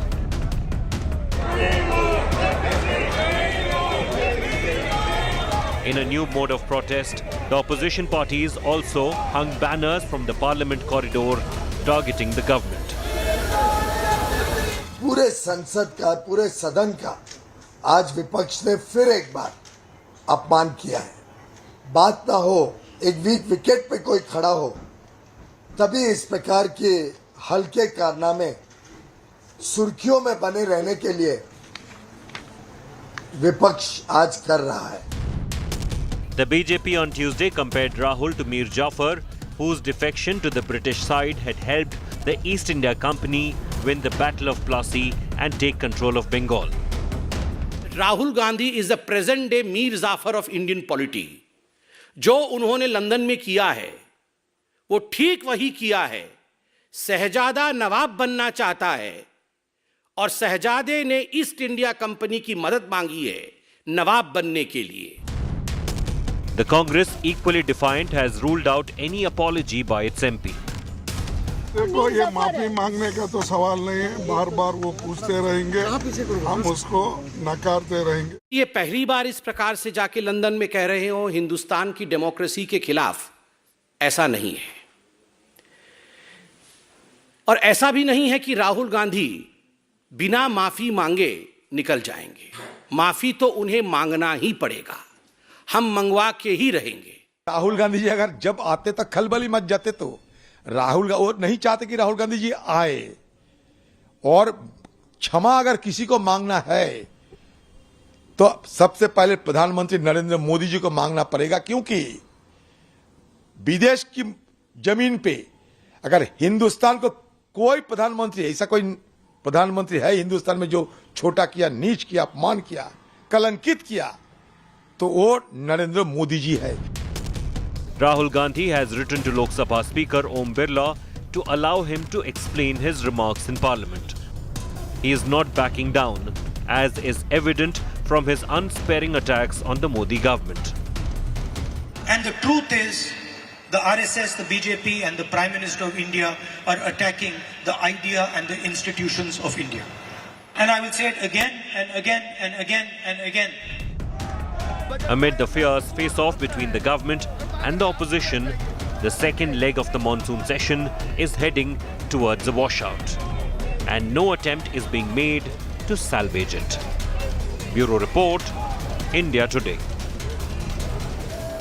The Delhi budget was presented today, but once again we saw the same old drama playing out of the Chief Minister versus the Lieutenant Governor. And we saw an unusually aggressive Arvind Kejriwal taking on the BJP, taking on the central government, and particularly the Lieutenant Governor over the fact that you had an impasse over the budget playing out since yesterday. Remember that the LG had refused to clear the budget, questioning ad spends by the government. Kejriwal has responded, launching a scathing attack against the BJP. Taking a dig at the centre, Kejriwal said they wanted me to bow down and that it was their ego that was targeting me. Kejriwal, in a direct message to Modi, said if the Prime Minister wishes to win Delhi, he will have to win the hearts of the people of the capital first. This comes after the MHA had asked the Delhi government to resubmit the budget, addressing the LG's concerns regarding the budget for ads being more than that of infrastructure. Budget के अंदर 20,000 करोड़ तो infrastructure पे है, 500 crore advertising पे है। अब ये 520,000 से ज्यादा होता है, ये तो हमने नहीं सुना था। इन्होंने ऊपर से लेके नीचे तक अनपढ़ों की जमात बिठा रखी है, पूरी की पूरी अनपढ़ों की जमात बिठा रखी है। पढ़े लिखे लोगों को बिठाओ वहां पे, ताकि वो कम से कम बजट पढ़ने की क्षमता तो रखते हो। पता नहीं किसको दे दिया आपने बजट। पहली बार ये परंपरा जो है इसको तोड़ा गया। उन्होंने ऑब्जेक्शन लगा के भेजे, ऑब्जर्वेशंस लगा के भेजे, वही अपने आप में असंवैधानिक था। लेकिन हमें लड़ना नहीं है, हम लड़ना नहीं चाहते, हम यहाँ लड़ने नहीं आए, हम काम करने आए हैं। उन्होंने जो ऑब्जर्वेशन लिखे हैं, 4 ऑब्जर्वेशन थे, चारों का हमने जवाब लिखा। कोई चेंज नहीं किया बजट में, सेम बजट। ईगो थी, आज वापस आ गया, बजट अप्रूव हो गया। उनको तकलीफ ये है कि दिल्ली में बार बार आम आदमी पार्टी क्यों जीत रही है। उनको तकलीफ ये है कि बार बार दिल्ली में बीजेपी क्यों हार रही है। मैं प्रधानमंत्री जी को कहना चाहता हूं कि अगर आप दिल्ली जीतना चाहते हो तो मैं आज आपको मंत्र देता हूं दिल्ली जीतने का। दिल्ली जीतने के लिए आपको दिल्ली के लोगों का दिल जीतना पड़ेगा। So this isn't the first time that the Aam Aadmi Party has come under scrutiny, particularly over the expenditure and the budget they've allocated for advertisements. Let's tell you the data that's come in over the last many years, how there's been an increase and a surge in their ad expenses. It starts with 2018 to 2019, when it was just 46 crore rupees. Then between 2019 to 2020, it went up from 46 crores, believe it or not, to 200 crores. And then it continued to steeply rise. From 2020 to 2021, it reached 293 crore. And there you have the last data, 2021 to 2022, where the number went right up to 489 crores. So believe it or not, from 2018, when it was 46 crores, it's reached 489 crores if you look at the 2021-2022 data. And with that, I'm slipping into a short break here on 6 p.m. Prime. Coming up on the other side is my conversation with Rana Naidu and the entire team of Rana Naidu after the stupendous success that they've tasted. We're getting you that exclusive conversation with me and Nabila in just a minute.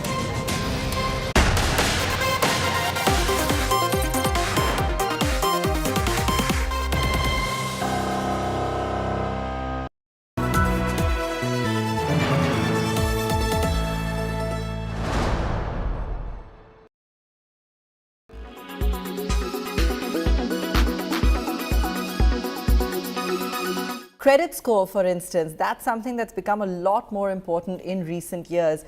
How should one take cognizance of this when looking to structure and looking to borrow? This is something we get asked all the time at Bank Bazaar, Abba. So today, if you see any ad from a bank, right, it says that if your credit score is over 750, you get a better rate. Or if your credit score is over 800, you get a 0.2% discount on your home loan. So this is something that matters not only to you today, but is going to track and follow you for the rest of your life. So the advice we're giving people, right, is that please, A, be aware of what your credit score is. Whether you're at the stage of taking a two-wheeler, or you're taking a home loan, or you're thinking of a large business loan, every single time the number one determinant of the offer you're going to get is going to be your credit score. Keep it above 750. In fact, aspire to have 800. It starts with A, awareness. Check your credit score online, see what it is. There are a number of sites, including Bank Bazaar, which can provide this information to you. Two, right, there are ways and means to improve your credit score. Every time you pay your EMI on time, your credit score goes up. Every time you pay your credit card bill in full, your credit score goes up. So there are a lot of easy tools that one can use in terms of improving your credit score. So the takeaway here is this is not something that matters just right now. It's going to follow you for the rest of your life. Be above 750 if you can. In fact, aspire to above 800. And always know, like with any skill in life, right, it's not something that is static. If you behave and handle your credit the right way, it will go up. But if you make any mistake, right, if you miss a payment, if you miss an EMI, it will go down. Be aware of it, track it, and make sure it improves. Okay, so in line with that as well, while talking about credit scores and home loans, we are all aware that the repo rate is rising. How is that going to impact the loan environment? Yeah, so this has been the biggest gripe that home loan borrowers have. So what has happened, Abba, is since the repo rate this financial year has gone up 2.25%, people are paying a lot more in their home loan. They could be paying it in two different ways, and it's important to call this out. So one way they could be paying more, right, is the bank first tends to increase your tenor to whatever is maximum possible. So they typically tend to increase your tenor by about 5 years. So you're paying additional EMIs. So you might be paying 20, 30, 40, 50 additional EMIs because the repo rate went up 2.25%. You need to look into that.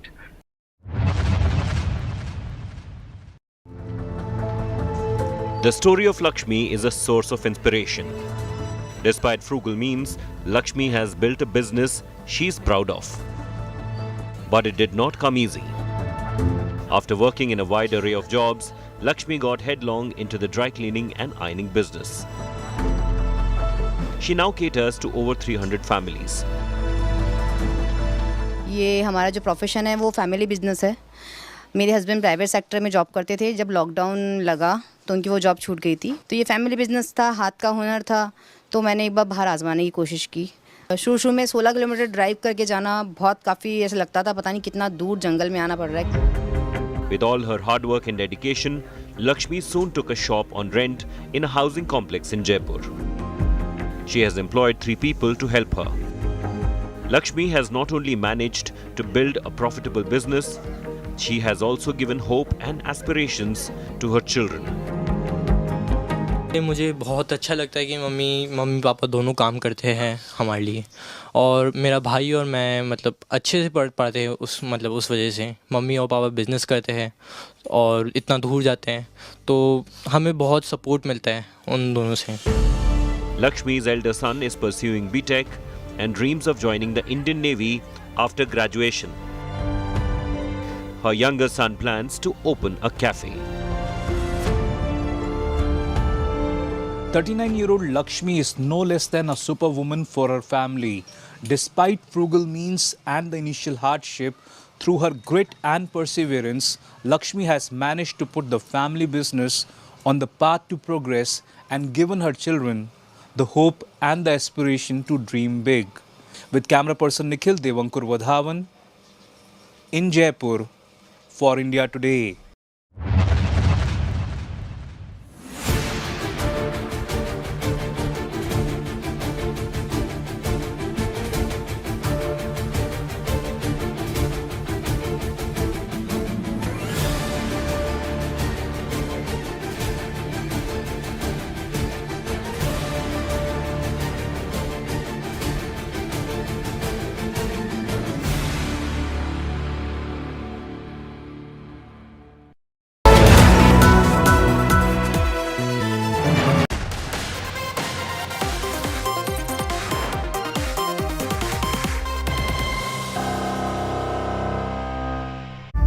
Hello. बड़ा कांड हो गया है, फट रही है। Rana please तुम sort कर सकते हो? पता है कोई भी सेलिब्रिटी को प्रॉब्लम होता है सबसे पहले तेरे को फोन जाता है। Well, if you just take the idea of a problem solver, I like solving problems. Yeah. Fixer for the stars. Rana Naidu नाम हर दूसरे बॉलीवुड स्कैंडल में आता है। हमारे यहाँ तो कहते हैं कि अगर राणा जुड़ा है तो स्कैंडल बड़ा है। It was much more harder than I thought it was because I just never understood character graphs that can be so long. तेरे को इधर नहीं आना चाहिए था नागा। नाना नहीं बोलेगा मेरे को, बाप तेरा। The chemistry that we spoke about both of you, the chemistry of Rana and Naga Naidu, is something I found very interesting. As long as both of us were trying to put a film together, we didn't want to do things of the cliche. नित्या मेरे को ये मोमबत्ती का story बताई, बोली ये वाला family के लिए है।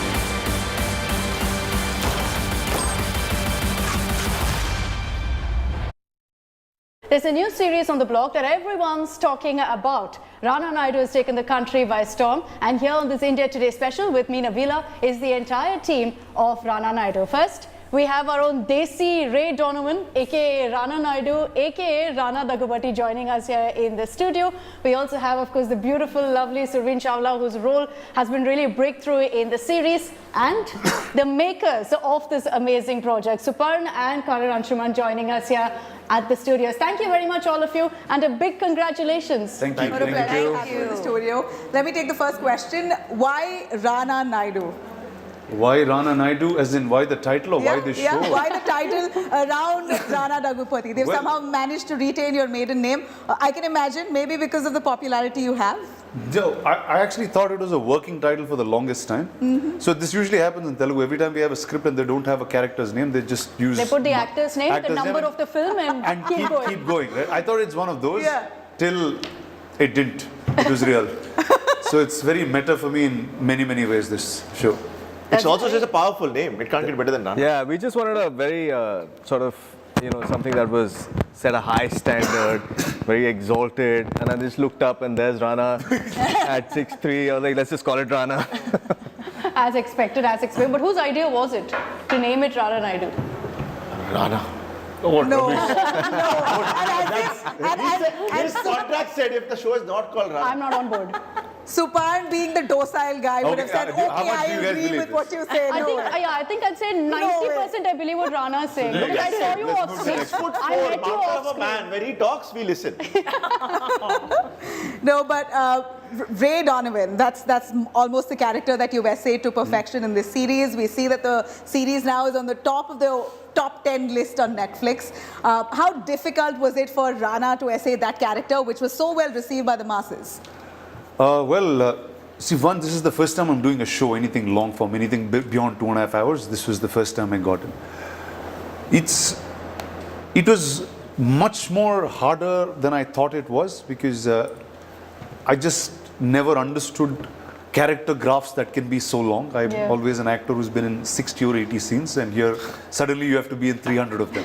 So that length was the only confusing part, but I started growing to really like and enjoy it, because there was no way I could explore a character this deep, this dark. He's called Rana, but it's actually the exact opposite of what Rana is in terms of his understanding of family or a personality itself. But are you like him in real life at all? No, I'm not like him really. If you just take the idea of a problem solver, I like solving problems. Yeah, I was just... that much. But then in the sense of the legal world and the family drama that I understand is like a happy South Indian joint family. That's like your Telugu films. Yeah. That's what I get. But here I met these two gentlemen that just stirred the dark side on me. Tell us about your journey in this series. How did you come on board? You know, your character also is a pretty amazing one with such a growth through the entire series. Yes. So I remember I'd seen Ray Donovan long ago, and Karan actually brought this idea to me, and he really wanted me to play Naina, and I think I went along with his conviction, because in a lot of ways I feel like, so in the past I've had all the parts that I've played across my career where I kind of relate to them more than I would probably find the dissimilarities between me. So here was a part where I had fewer points of similarity, but far more in terms of her personality and where she is in her life and the kind of choices she's made and the kind of sacrifice. So I felt like there was a disconnect there, and that kind of drew me. It pushed you. Yeah, it pushed me to do something that I probably, while playing Naina, would have to convince myself for. And I think that was the challenge that I really wanted to take up. And of course, Karan was extremely convinced that I would be able to do justice. And I hope I have. And you did. Nabila also was saying she loved your look. The look of, the several looks that you essay, the series itself, you look so stunning, and really. You know, I should not be taking that compliment. Being a mommy has really nothing to do with how stunning you are and how stunning you look. Thank you. Crashing But all I the think that stereotypes. credit has You've to crashed go to all stereotypes. Oh, thank you. Crushed it rather. Thank you. And so, Reid, from where you started, Hate Story, the meaty roles that you got post that, usually we see women, glamorous women being typecast, but I think even there you've set your precedence. I think I did go through a phase where I kind of felt like I'm getting boxed, and that's when I started to feel like, okay, you know what, now was a time to say more no's than yeses. And that eventually, now where I'm at, I think that message has been pretty loud and clear from my end, not intentionally, but it has so happened that when I'm thought of for something as Naina or as meaty, or I think I've kind of have somewhere I feel like I have crossed that bridge where I would not want to repeat a part, or I would not want to repeat an experience as an actor that I've had on set playing a part anymore. And I try my best to kind of. She's just being humble. It's all. No, I agree. It's her talent. It's her talent and her range. Her talent This is the part where we all say no, come on. But saying more no's than yeses, that's really it's quite a tricky place that you are in at this point when you want to see your career thrive. You don't know where to say no and what to say yes to, but I think you've made your choices right. With Rana Naidu? Actually, there then came a time when I started doing that. There came a time when roles actually actually pick you more than it's the other way around. I truly believe that. It truly does happen that way. Your chemistry with Rana Dagupati. Choosing making the right choices again and again. Good karma, being attracted. For sure. Surrey's chemistry with Rana in Rana Naidu. Real and real, both actually, we'd like to hear. My chemistry? You're looking at you. I don't know. I look at you. I have a question of both, I think. Yeah, both. Yeah. Why do you start? I think we've hit it off really well from day one, if I may say so. And we may had some great conversations. We chatted a lot, and Rana agrees, right? Rana Yes, I agree. There was silence from this end. So this whole image that you have of this 6 feet 3, 4 is nothing like who Rana is really as this person. He's a lamb. Rana, don't you agree with me? No, he's nothing like Rana Naidu. Absolutely not. And the chemistry was absolute dynamite. I mean, you should ask us because we were witnessing it as it was happening, and it's very rare to actually see this. It's, you know, contrary to popular belief, it's always rare to have your two leads like getting along like fire. You know, very organically. Yeah, very organically on camera, and even like in those bits which are off, you know, while you're prepping for the shoot day or, you know, or in rehearsals. So all that came across wonderfully, and I'm so glad that we were there to witness it and see that magic sparkle and take it well beyond the script. I think what was also tricky, you want to say something? No, I'm very free. I think what was tricky? I think what was tricky was that we were playing a couple who's probably spent 15, 18 years together, and that's where the show starts. So to kind of convince ourselves and the audiences that this couple really has been through life with 2 kids, life happening to them together, and that's your takeoff point. So we've spoken about Naina, we've spoken about Rana, Naga Naidu, Venkatesh Garu. We really wish he was here with us. I really wish he had joined us. But how did that come along? Because, you know, when I see Telugu films, when I see Venkatesh Garu, his image is very different from what you see in Rana Naidu. So why is it, Suparn, that you felt he fits in perfectly for this series? Because when I saw it and I saw this transformation, I could no longer remember the Venkatesh Garu that I know. How did he come into this series? So I think, honestly, Rana is the one luckily responsible for it. Because when he decided to come on board, he shared the show with Venki sir, who was ready to do something unique and different and break all images that he had done before, number one.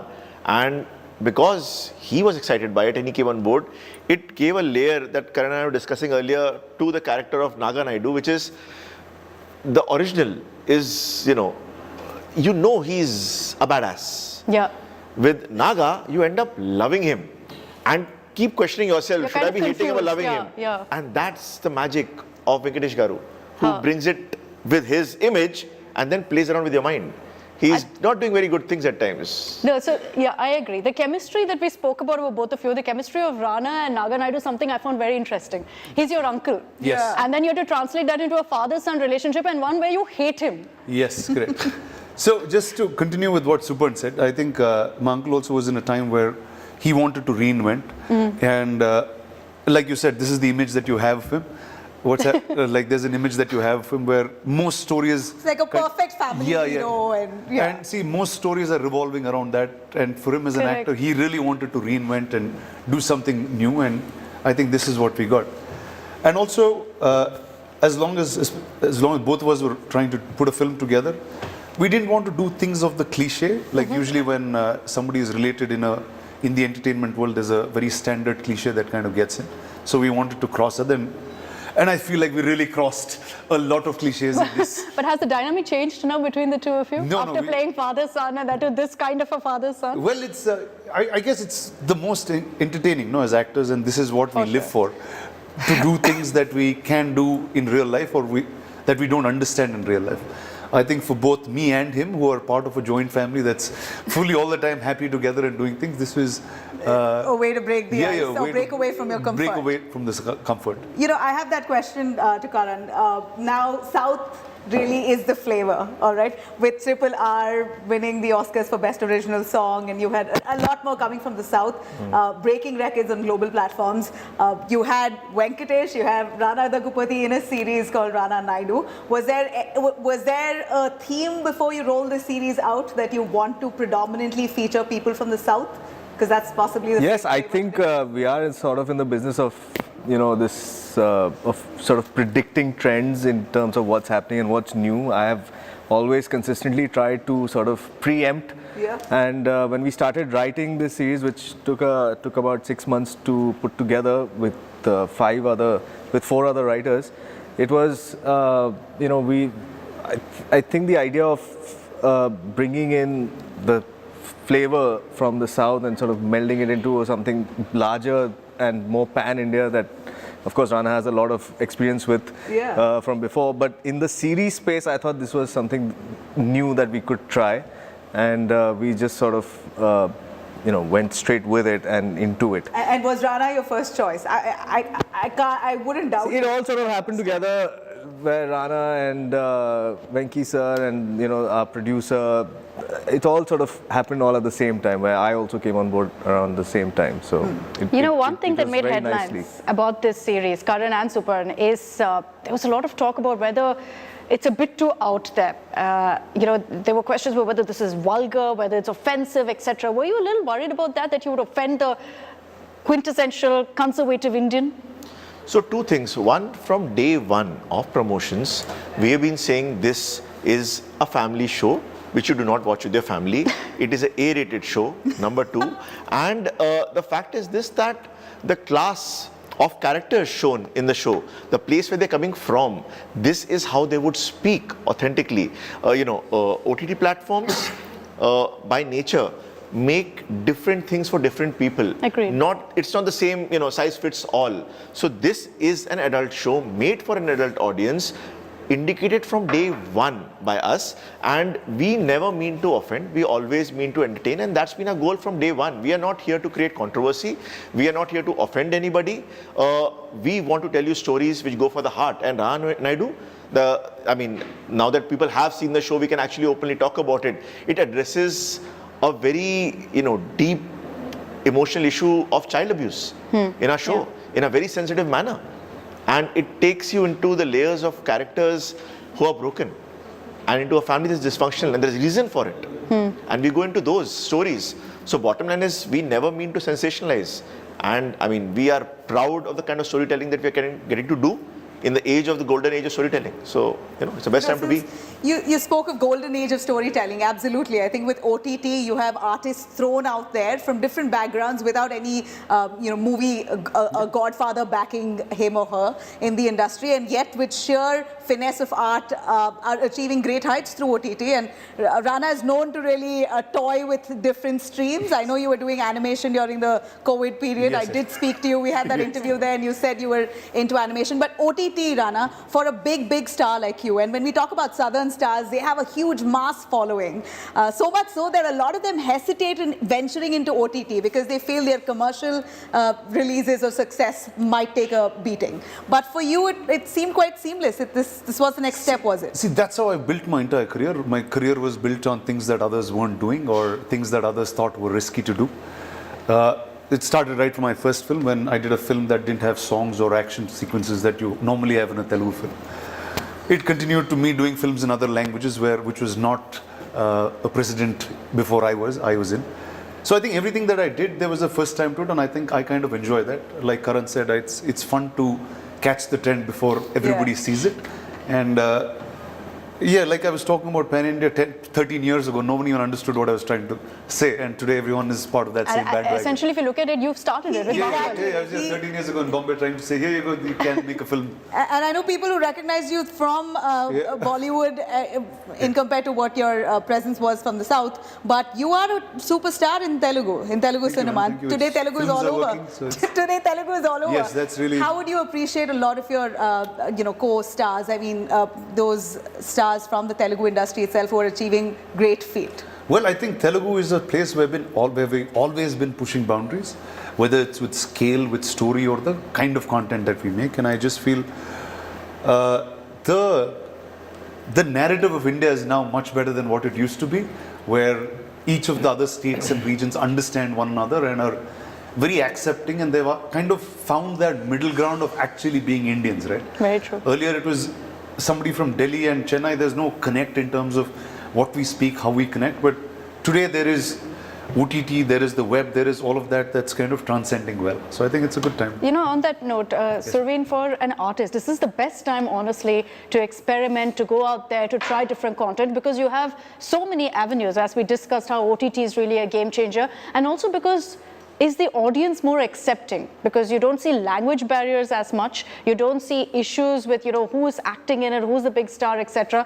It's all about one issue, which is the story, which is the script. Do you think that's how right now things are shaping up in the industry, and that's why it's the perfect time and the best time for an artist to experiment? Absolutely. I think your line of restriction, of course there is respectfully so censorship, but I feel like that line of limitation is much farther than where it used to be. See, OTT as a platform is for your writers, for your actors, for your directors. You see new age content happening, which unfortunately, because of obviously commercial reasons also, is something that is not probably achievable yet on the 70 mm. And I think which is why OTT lays that ground and the opportunity and gives scope for that kind of content coming from those you know, separate kind of areas come along, and I think there's more than enough for everybody on OTT, and you obviously have a parallel content streaming happening other than that. You know, this particular series, Rana Naidu, Karan, you've been very open in saying that, you know, it's a remake of Ray Donovan, but when you actually went about making it, in the process of doing so, how did you ensure that this would be a series that people could relate to? That this is something that people would say that, hey, it can happen in India. So you had to take the story of Ray Donovan and then tweak it, obviously, so Indian audiences would. I would say way more than tweak. It's really a an adaptation which is transformative in many ways. See, the writing team and we watched it once, and then we were like, okay, we get a sense of it, we have a sense of characters, where they are starting, where they're going, and we liked some of the high points, and then we just put that aside and we started building it from the ground up. What I really find interesting about Rana Naidu is that I feel the story, the original story, lends itself to India even better than it does to, say, when it is set in America. There you have a family traveling from Boston to LA, but here, you know, just the cultural change that comes from the south to Bombay is far greater. That's the beauty of India. So. Right, and even within Bombay, just the extremities that you're dealing with, whether it's the slums of the Arabi or whether it is, you know, the 100th floor of a high-rise, a penthouse that, you know, in one word, yes. So it just, there's so much more to mine there story-wise, and you know, we just made it our own completely. Very true. I have a question for Rana, though. I mean, drawing you back to the kind of success that Southern stars have seen today. Rana, like I said, the mass following that each South star has, it almost borderlines rivalry. Ram Charan has his own following. You have Junior NTR who has his own following. But look at the Bonhomie that we saw. Incredible. And I'd like to hear your take on Ram Charan's success today. We hear you're great friends too. Well, obviously, I'm as excited, it almost feels like it's mine, whether it's He's your best friend, your childhood friend. Yeah, all of us Charan and I went to school together, yes. No, but I mean, just the fact that entire team of RRR, I know all of them very, very personally, and I just feel they're the most deserving set, and they've done something that is extremely solid. And what's even more beautiful is the fact that it's a song called Natu Natu, which is a Telugu song, which is not even trying to be global. It's a local mass number, which got the Oscars to wake up. I think it's really an amazing time for all of us to be here. When you saw it, did you think, hey, Bahubali should have won this? No, man. So I think each one is made of a different time. So I think what Bahubali did is actually got the country together. India was together for the first time as a cinematic nation with Bahubali, and I think RRR has just pushed that boundary to the next edge.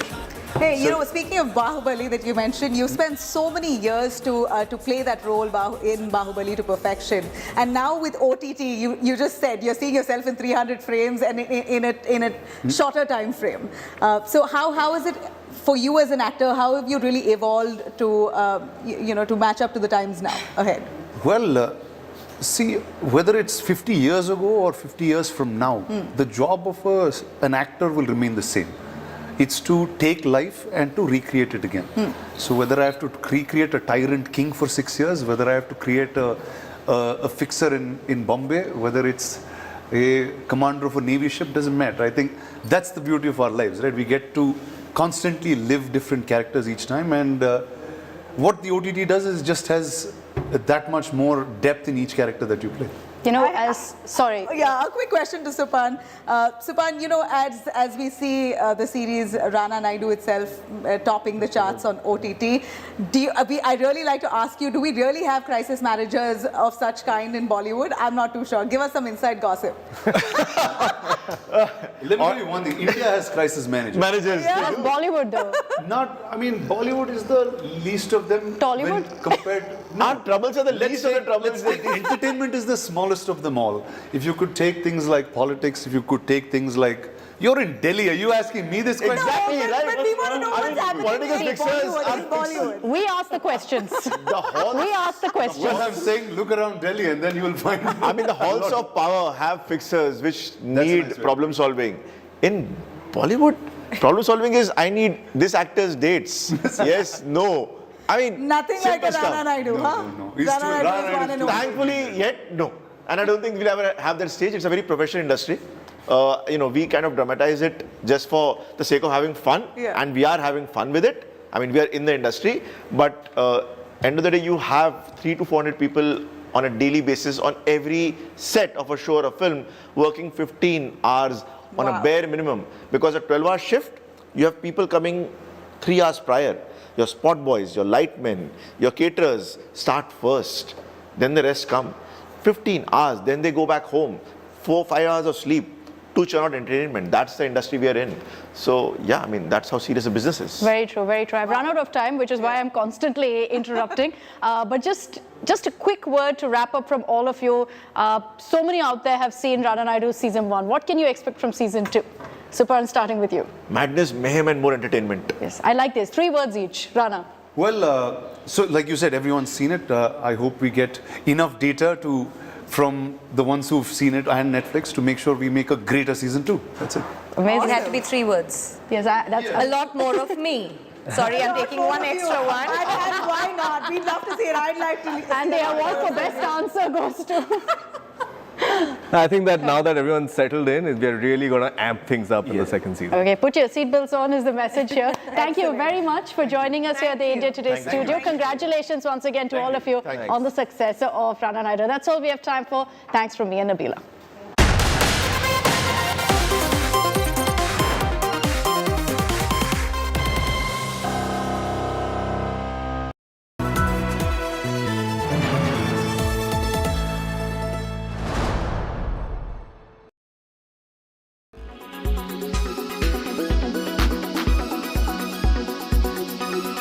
Brian, direct question to you. Am I right to say that the Trinamool Congress does not want to work under the Congress's leadership, Rahul Gandhi's leadership, either in Parliament or outside Parliament?